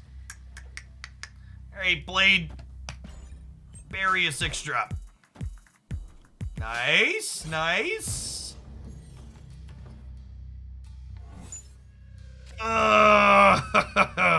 This location is so bad for decks like ours that are looking to draw a specific card. I think a deck's focus on the Hulk. Yeah, if you check the deck highlight up on my YouTube. Ooh, we drew Hela. I posted a... what's it called? A Patriot deck featuring Hulk the other day. Rick and Bobby! With the sub gift to Rooney. Okay, that's gotta be a snap then, right? We drew Hela despite... We drew Hela despite the Subterranea and we hit 6s twice? What card game is this close to? There genuinely isn't another card game that this game is super close to. This game does a ton of things that are very unique, and it's great because it does a ton of things that are very unique. The Jubilee into Danger Room is like a free roll here. Probably getting a rock, but it's also fine, I think. We have Infinaut and Hulk coming back with Hela.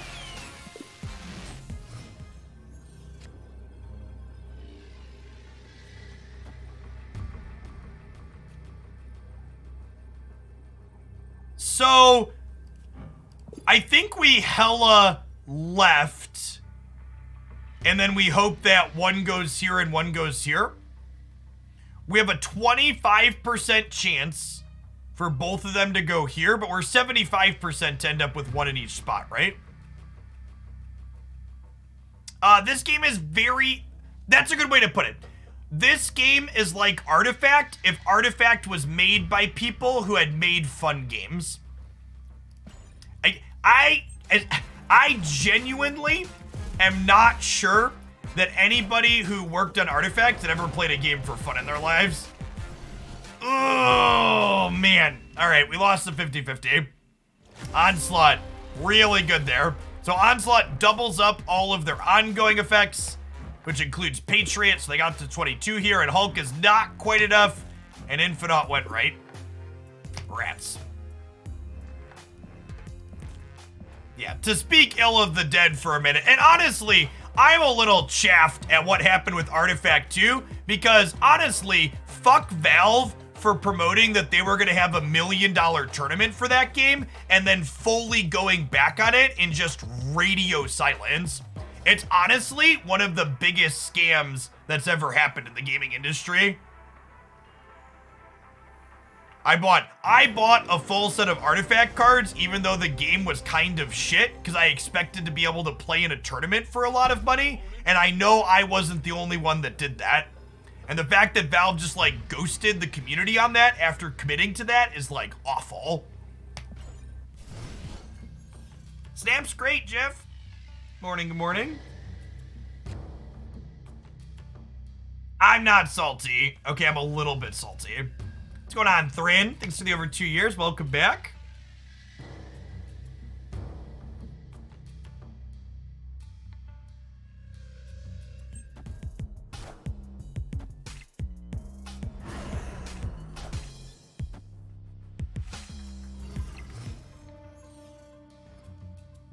How much was it? I think my full collection in Artifact cost me like $250 or something like that.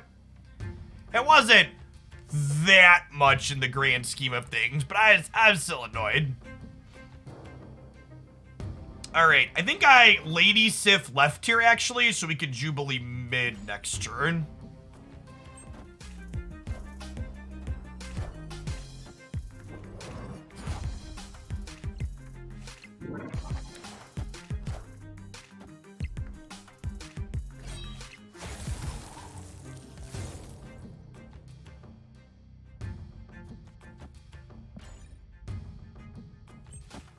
morning, serious business. Ah, yes, the classic Doctor Strange my cloak.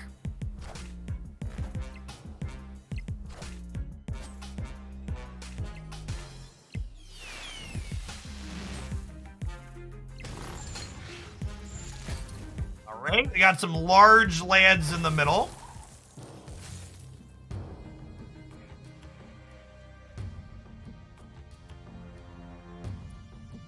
I think I'm just supposed to take the pass here and then play Hela, right? Or sorry, and then play Infinite. Yeah, I think this is a pass play Infinite angle.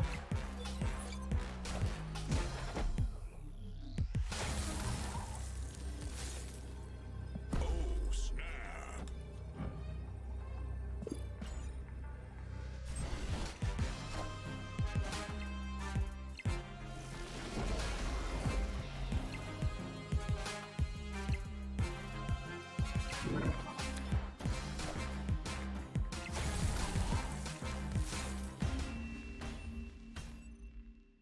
Victory.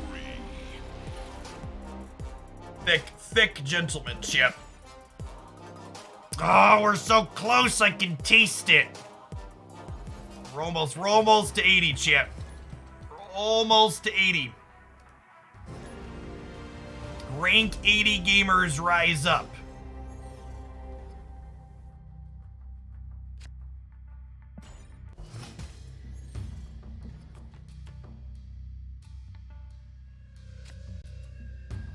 Is, in fact, Morbin time? That's what I meant, Dark Tower. We'll put Jubilee into Nidvaler. She's 2 bodies.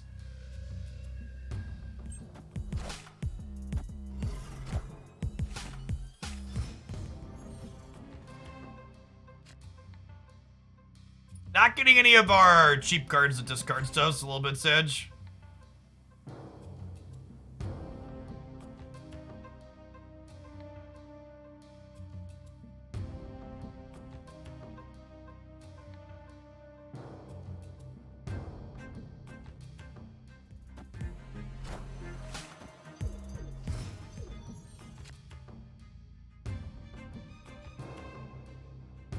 Now, I was already pretty confident that my Marvel Snap collection video there gets the math right, but one of the people that works on Marvel Snap that follows me on Twitter just retweeted it, so it's probably pretty close to right. Good to have that.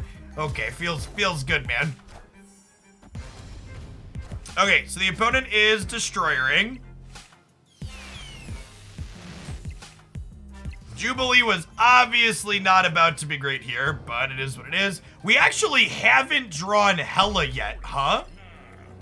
An opponent snapped me?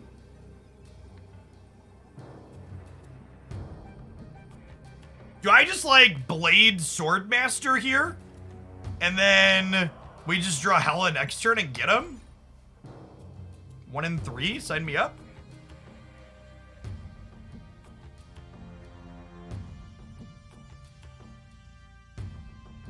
Easiest top deck of my life. Yeah, let's do it.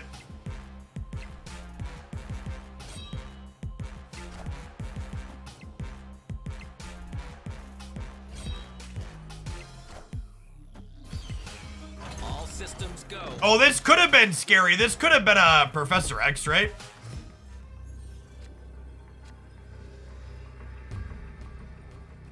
Never lucky. Rubber ducky. We didn't discard the Infinite either. Ghost Rider works. It could get Hulk, but that's still only 15, right? That loses to Destroyer, right? So I think we got a bounce here, unfortunately.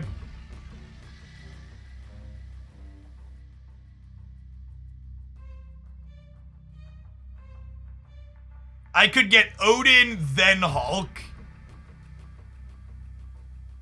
Oh, yeah, we're 50%, right? All right, I'll gamble 2 cubes on 50%. No! 0%, chat. We're 0%. Oh, no. Oh, no. Why does he take so many of my cubes, chat? He takes so many of my cubes. Just pretend we missed. And again, my opponent was winning on board at the start of the turn. So I could not deploy there. Would Rider left have been good? Well, they had a Cosmo left, so no.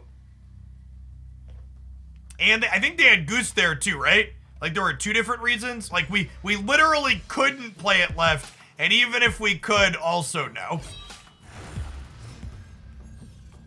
Wow, they just hit Swarm on turn 1 with Blade into Murray Isle. Okay, Superflow is kind of guess for us. So we get to go Lady Sif. Come on, don't discard my Hela. Don't do it, Lady Sif.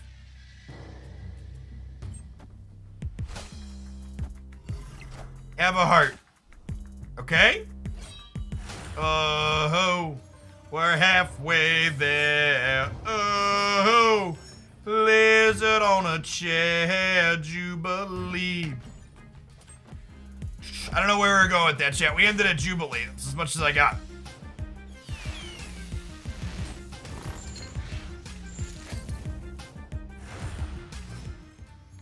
Okay.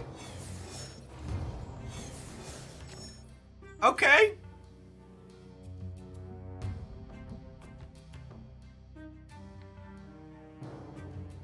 Hey, Wrestling. Thanks for the over 2 years. Glad you're having fun with Snap. I agree. I'm gonna be honest. Some weeks I would wonder if I just didn't like card games anymore while I played Magic, but it definitely wasn't me. It was Magic. Do we take the 1 and 3? I don't know if we do, right? Maybe? Maybe? Alright, fine. Because even if we lose the Hela here, we just, like, play Hulk next turn, right? So it's, like, not that big of a deal.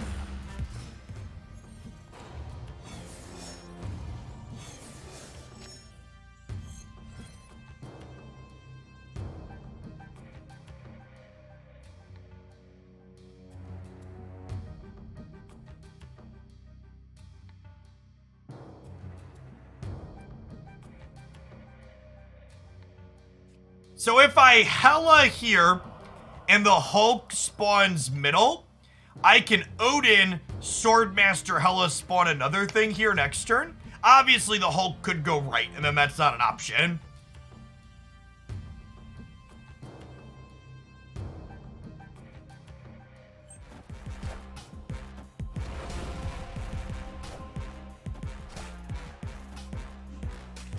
Okay, so we've lost left. We've lost left. Does that mean we're done? I think we're torched yet.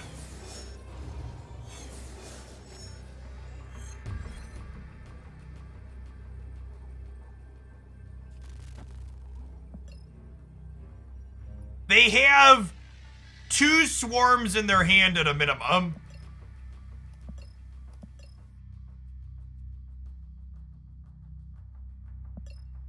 They have 2 swarms and 2 cards.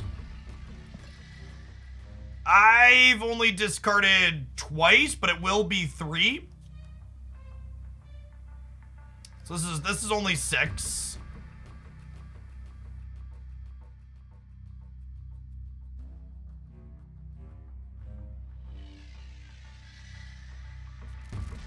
Yeah, I think they just end up playing center because we're so far ahead here and then we lose.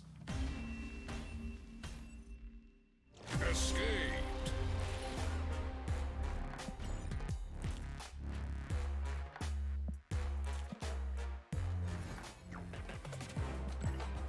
No, Dracula does not play the card. It just takes the power off the card.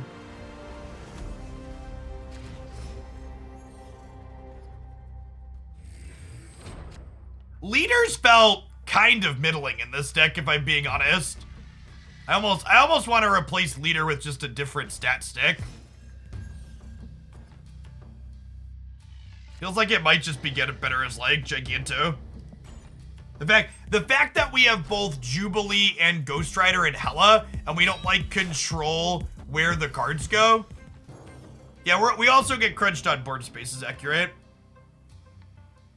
Ooh, yeah, I think I like Magneto better than Giganto. Magneto's a good card.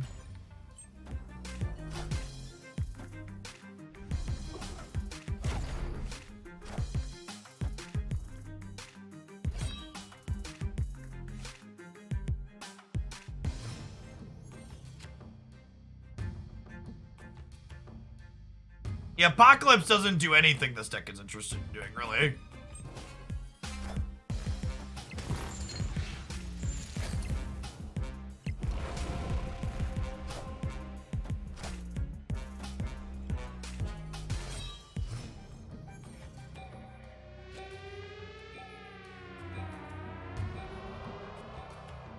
Thanks, Ratlash.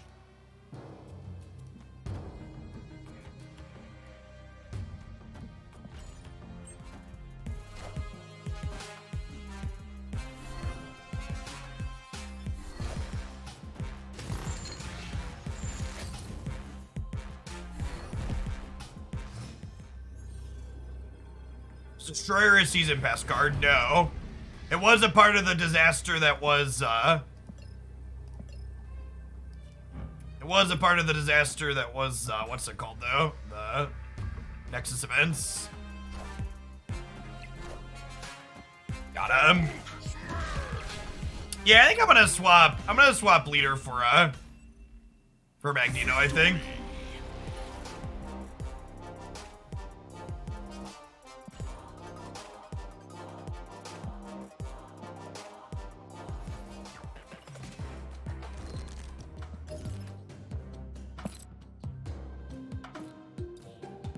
I also have a sick Magneto split.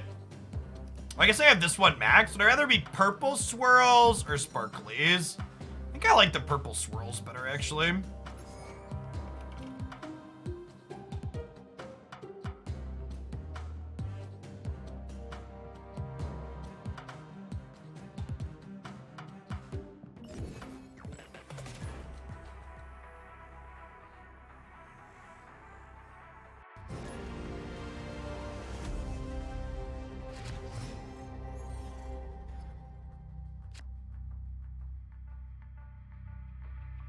Giant Magneto pulls Wong away from the combo lane and Angel gets its wings. Yep. Is there a way to tell whether you've been paired against a bot? Not deterministically.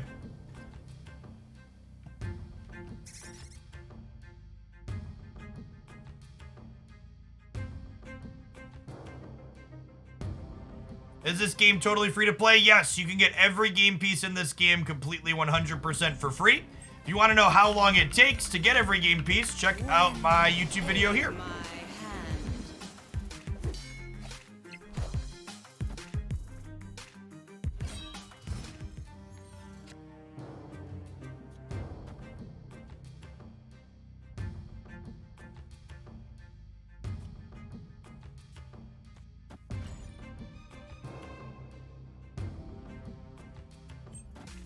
I mean, you have to be patient and enjoy unlocking cards regardless of if you are free to play or not. Even spending money, you can't just swipe your credit card and have all the cards yet. Everyone playing Snap has to play the game a bunch and wait to get cards. It's just how the game works.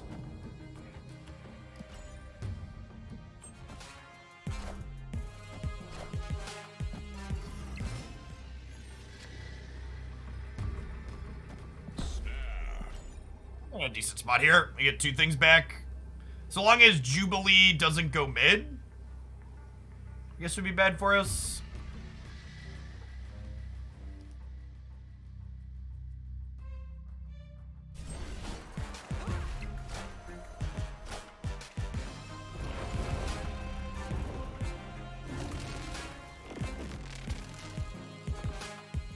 Higher, further, faster, baby.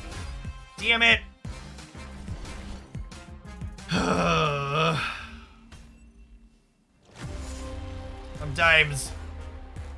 Sometimes RNGesus takes the wheel and drives the bus off a cliff.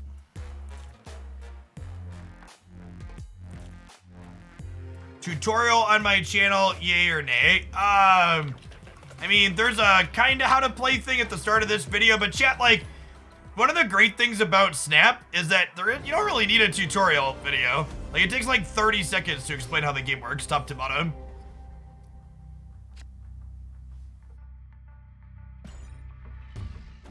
Core rules make the game super easy to get into.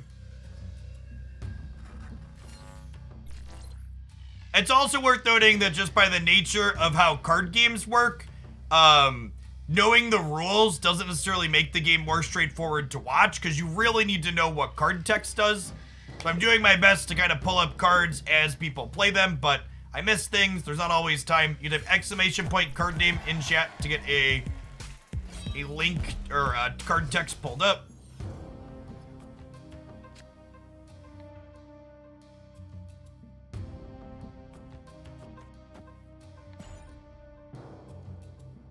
I think you just unlock cards as you get a master. Trying to stay in lower card pools is this weird spiky min-max thing that's just like not worth your time.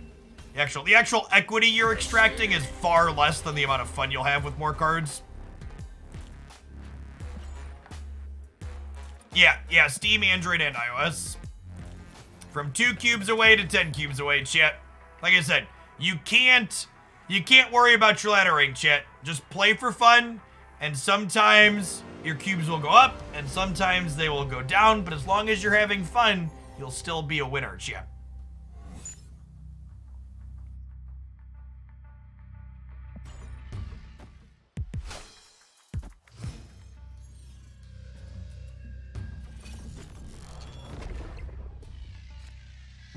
Gamers are definitely allergic to fun. I feel like I need to readily remind them of it.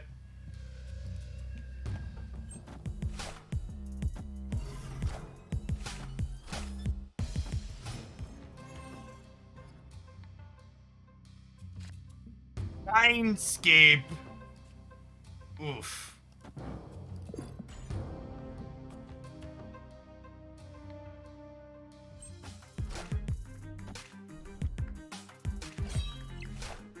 Okay.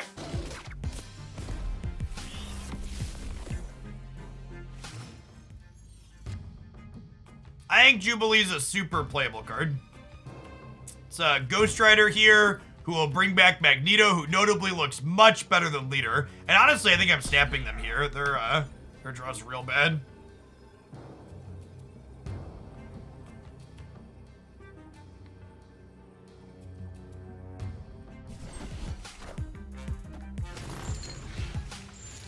Yeah, we have a bunch of on-reveal effects. You know, I've been meaning to poke at some Strong Guy variations again. We should do that at some point. Do I do one deck per stream? No, we change decks usually every 30 minutes to an hour. Actually, just about time to be done with this one. Okay, so they're gonna get our Hulk, chat, which is not great.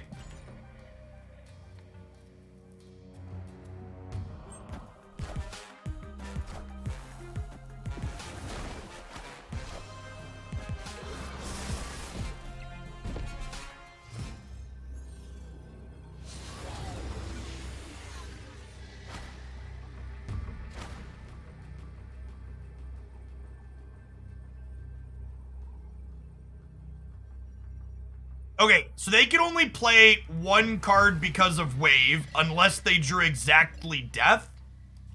So this Green Goblin play here means I'm in theory winning all 3 paths, even if the real Mysterio is here or here, which should mean we're good to go, he says, before they drew death out of their Subterranean deck. So this beats the Hulk.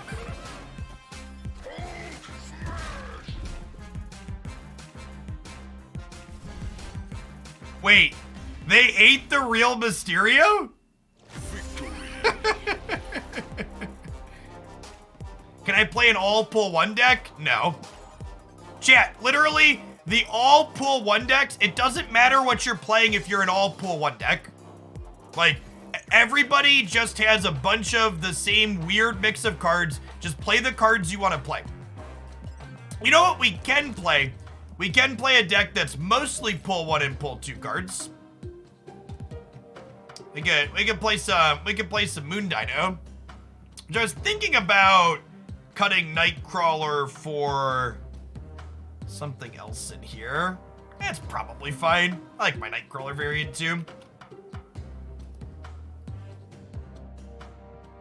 The thing you need to understand, chat, the way the ladder system in this game works, it has collection level based matchmaking. So watching me play a deck of all pool 1 cards into people playing pool 3 cards isn't representative of the experience you're going to have. Because when you build a deck at collection level 100 or whatever, or less than that, you're gonna play against other people that have similar collection levels, whereas I am queuing into other people that also have a lot of cards.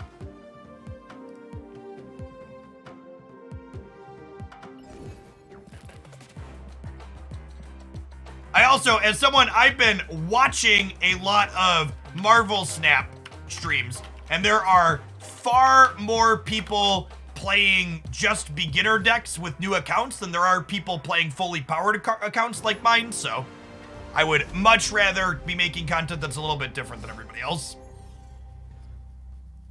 That being said, if you are looking for content focused on just new player stuff, there's a ton of great content creators on Twitch making it. I'd suggest flipping the channel to find one of them instead.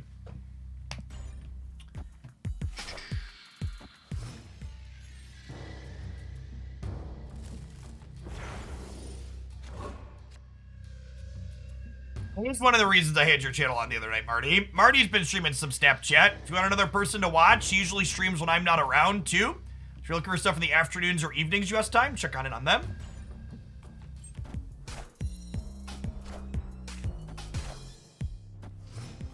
By the time you finish Pool 2 in Marvel Snap, you will have 100 thereabouts of the 174 cards. You'll have like half the cards in the game.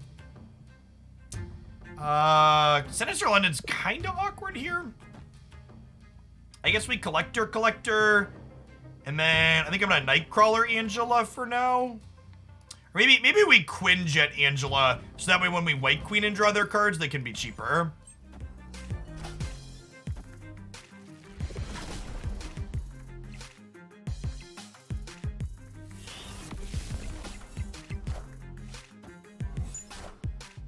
Sinister London going left instead of center is good for us because when Sinister London adds a copy of something somewhere, it doesn't trigger Angela. A White Queen. I think we're far enough ahead here that I'm gonna snap.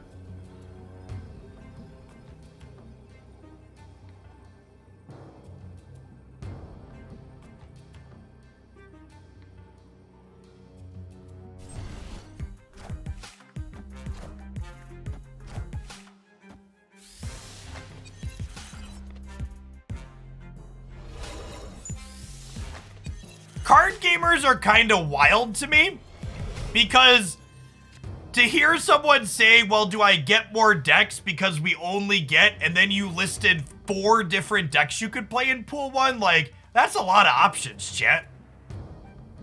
Like, four different decks in Pool 1 is a lot. I already snapped, right? Devil Dino is huge. He's our big payoff. Deck's called Moon Dino for a reason.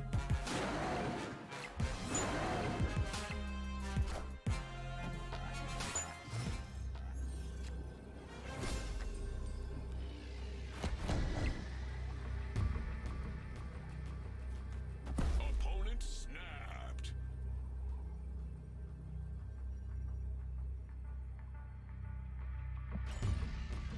Oh, I should have taskmastered. My brain is dumb, chat. Hopefully Chavez is enough, but my brain is bad.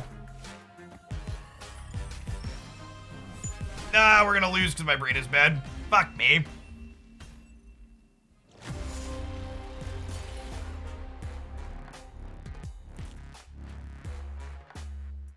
It's clicking and talking on autopilot. Taskmaster copies the last card I played powered. So it would have been 15 power here, so we'd have been +6, so we'd have crushed them. To go back to the commentary on just because your opponent makes a bad play doesn't mean they're a bot, chat. Am I a bot? Because I messed that up. Like, stuff happens.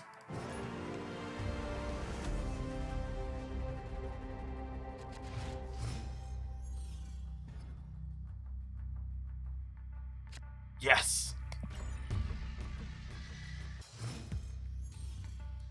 What's going on, Hudson? Thanks for the prime.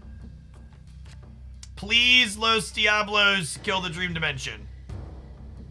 Love you long time. Kill the Dream Dimension. Oh, our opponent's got our back. Look at that. God bless America. Please, Los Diablos, kill the Mindscape. Los Diablos, I'm begging you. Just a little bit of Mindscape destruction as a treat.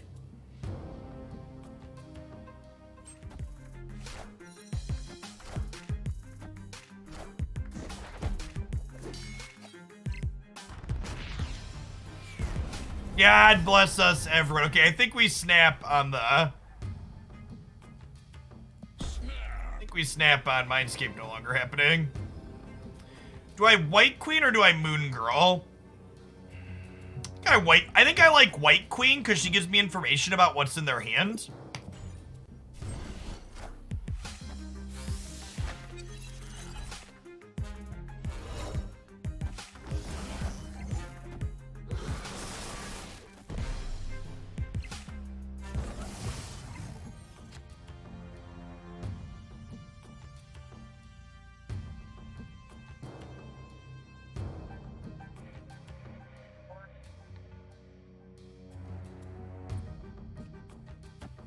Let's do this, right?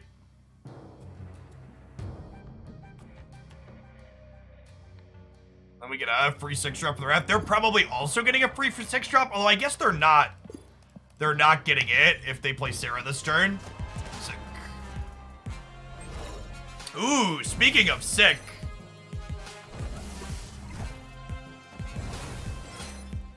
Is there an over-explained gameplay video that analyzes optimal play? Chat, if you could fit how to play optimally for a card game into a single short video, that sounds like a really shit card game.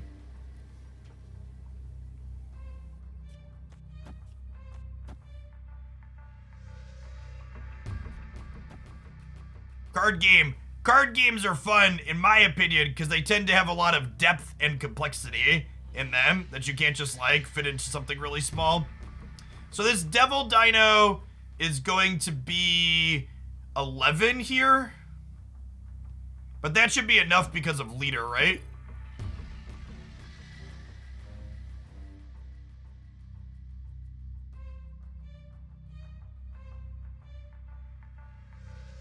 You mean like, oh, you mean just like breaking down a single end of a game? Not that I've put out.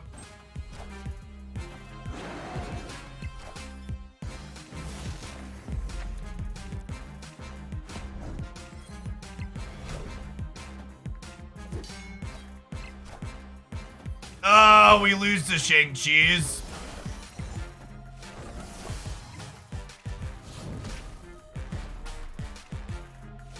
Wait, where's the real Mysterio? He's probably right. Yeah.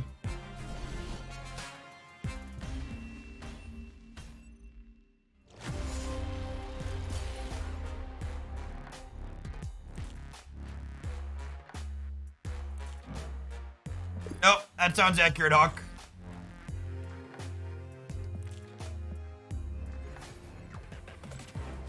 I mean, like, you can literally go to any single one of the highlight videos I have on my YouTube channel, great, and if you have questions about why a play gets made, you can ask, but like, I just watched the stream, and most of the turns I'm taking, I'm explaining why I'm making the choices I'm making. Like, kind of what you're asking for is happening every single turn in the games that I'm playing already. Like here, for example, I think we wait to play the Quinjet out, because Quinjet can trigger Angela cheaply after the fact to make her larger.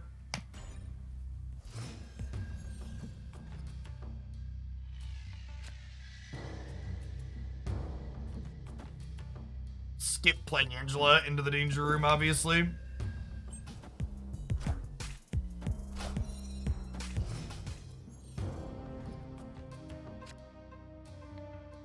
I guess I just don't understand what you're looking for, because you're not asking any specific questions, and I'm already doing what you're asking for. We'll lead on Collector before we start playing things like Sentinel and White Queen, which will make Collector bigger. We'll fill in our 1-drop here in the center. I want to split which locations I have Angela and Collector in, because these are both kind of my bigger payoffs. So I want to have higher statted cards across separate locations. We can start playing into different spots. Storm the Danger Room, sure. My hand.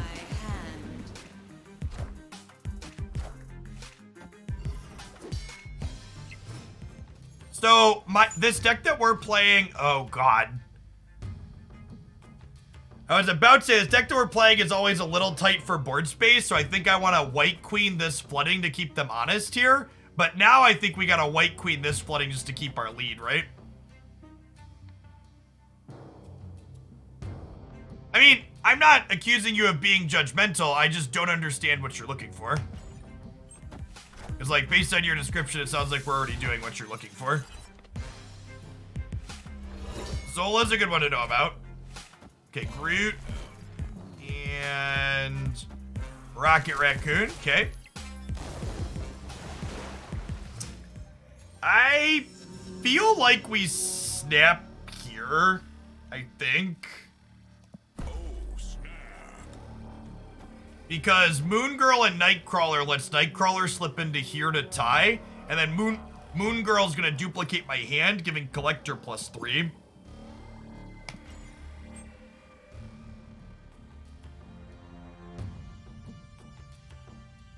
No, I don't think Hood's very good in this deck, Drunk Owl, because they're snapping this, okay? Maybe they've got something that adds power to other locations. Outside of exactly Beast, leaving the extra -2 on the board is often costly.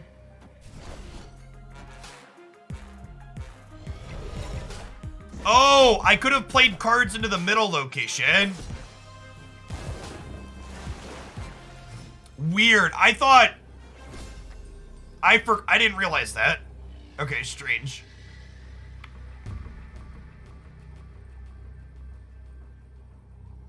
Okay, so they Gamora'd.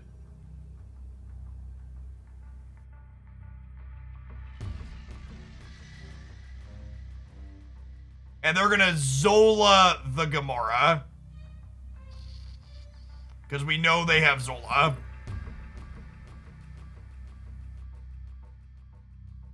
We will retreat. We are just kind of on a cube spew here, huh? Hey, thanks, Greg. Welcome to Hooglandia. Is every card playable?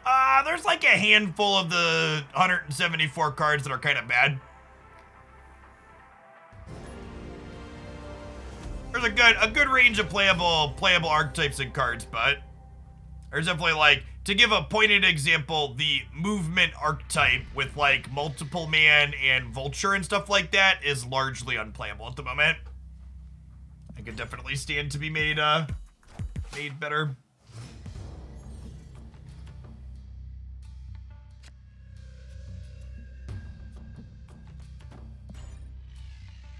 Yes, everybody from the beta got to keep their cards. That's how I have a full collection.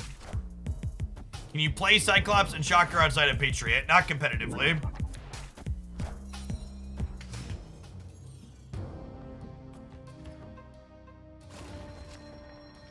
Yeah, I was honestly super surprised that they didn't buff the move decks, because I think they're a really neat showcase of kind of the potential of Snap with the positions.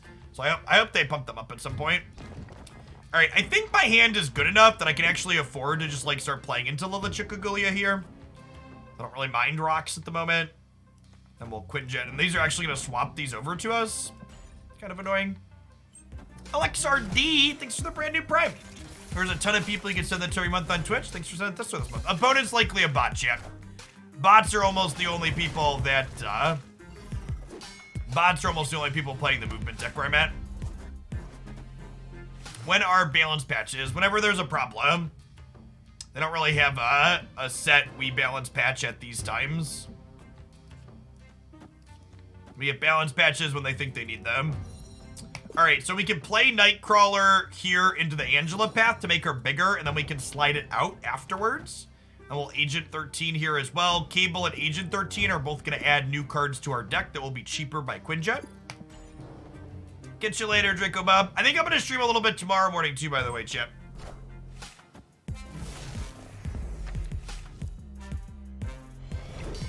I'm not addicted. I can stop whenever I want, chat. I just don't want to.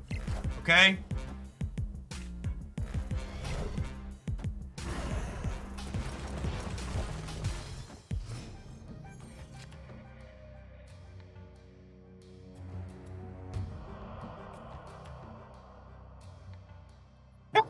So, I get to move my multiple man for free here, which is funny.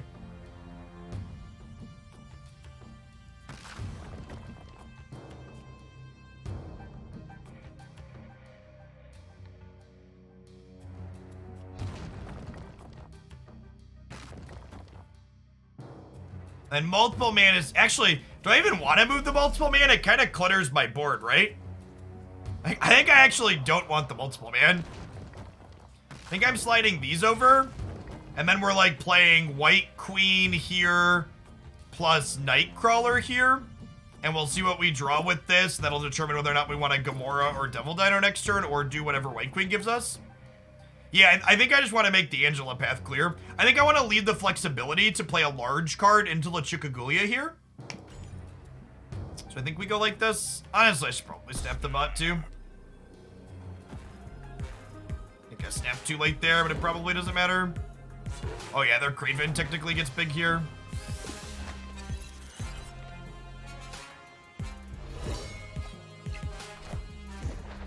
Doctor Strange is the most expensive thing in their hand. Okay.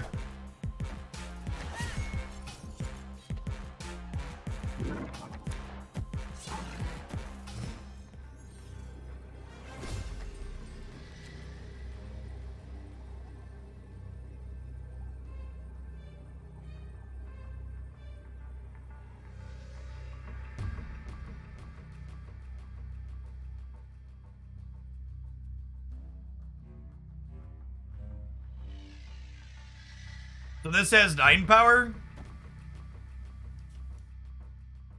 I guess I could Gamora. And if they play something here, she gets big. I think we just Gamora, right?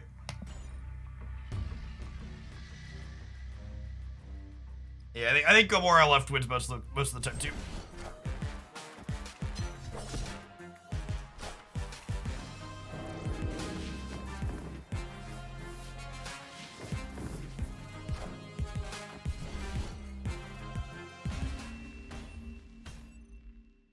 Victory.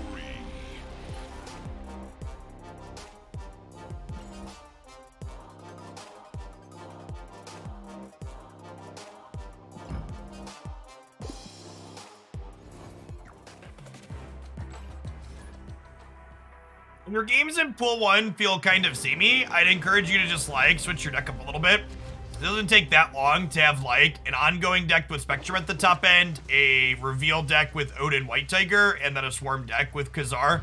Are all 3 very reasonable decks in the first pool of cards. Alright, so we're gonna fill the raft on turn 3, which I think is a snap here. Especially considering we're gonna get to Collector into Agent plus Cable. Hey, what's going on, Bladewing? The classic 10-month subscriber, first-time chatter, the silent supporter, the real MVP. Your weekend's off to a good start.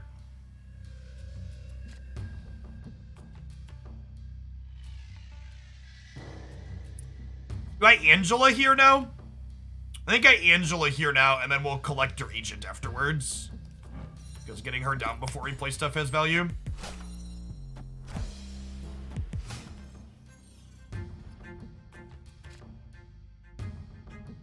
Oh, that's a beating. Well, now I think we just gotta Agent 13 and Cable before Collector, just so we win the raft race.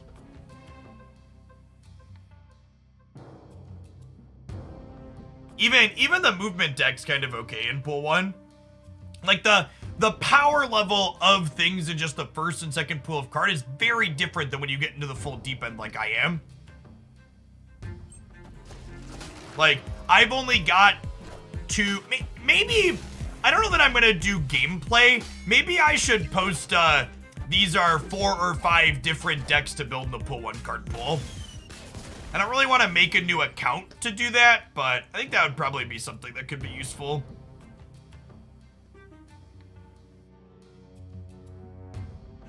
I mean, I'm not intending to stop doing gameplay videos. Those will definitely continue. Well, now we just put 15 power into Asgard, right? Like, win that too.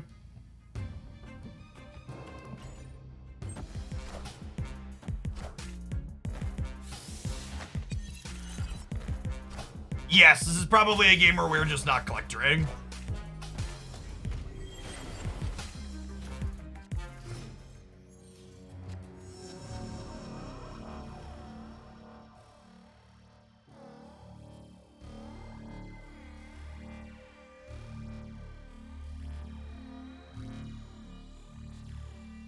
So...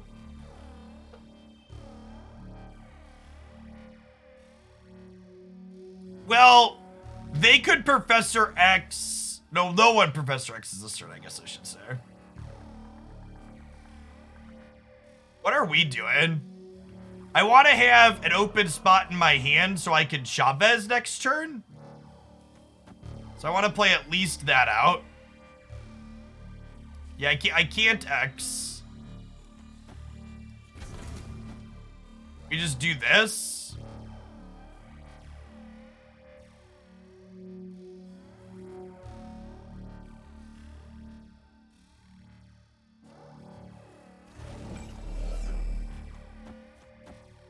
I'm gonna do this so I'm ahead in all three paths.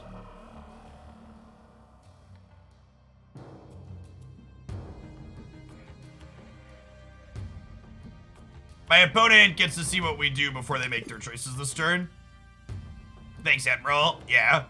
This is much better than, like, just screen grabbing the tall thing. Gets the game over it, and having the deck list on here is also great.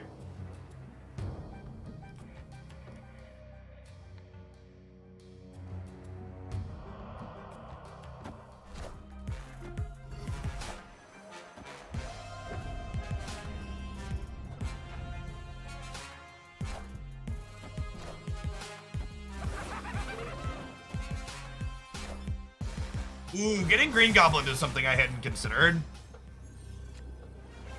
That being said, they can't just Destroyer me here, right? Because they're losing every path.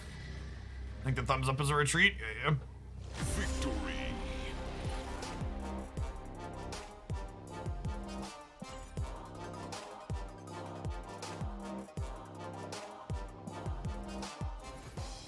Okay, chat.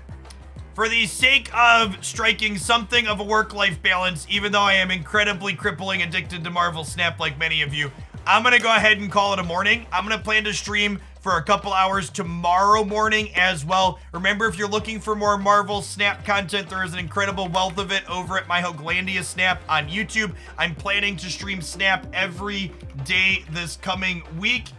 It is gonna be the focal point of my channel. I'm going to tweet my schedule out here. I'm gonna mix a small touch of variety stuff in at the very end of the week, but we're gonna do 4 or 5, maybe more hours of Snap most days during the week. I also do some evening streams over on that Snap YouTube channel, so if you want to catch everything that I do live, make sure you've got notifications turned on over there for when new stuff goes up. I think Mogwai was streaming Snap. Is he still up? Let's raid Mogwai, another excellent card gamer. Checking out some Snap. And Mogwai has played a ton of Snap. He's like rank infinite 180. Go give him some love.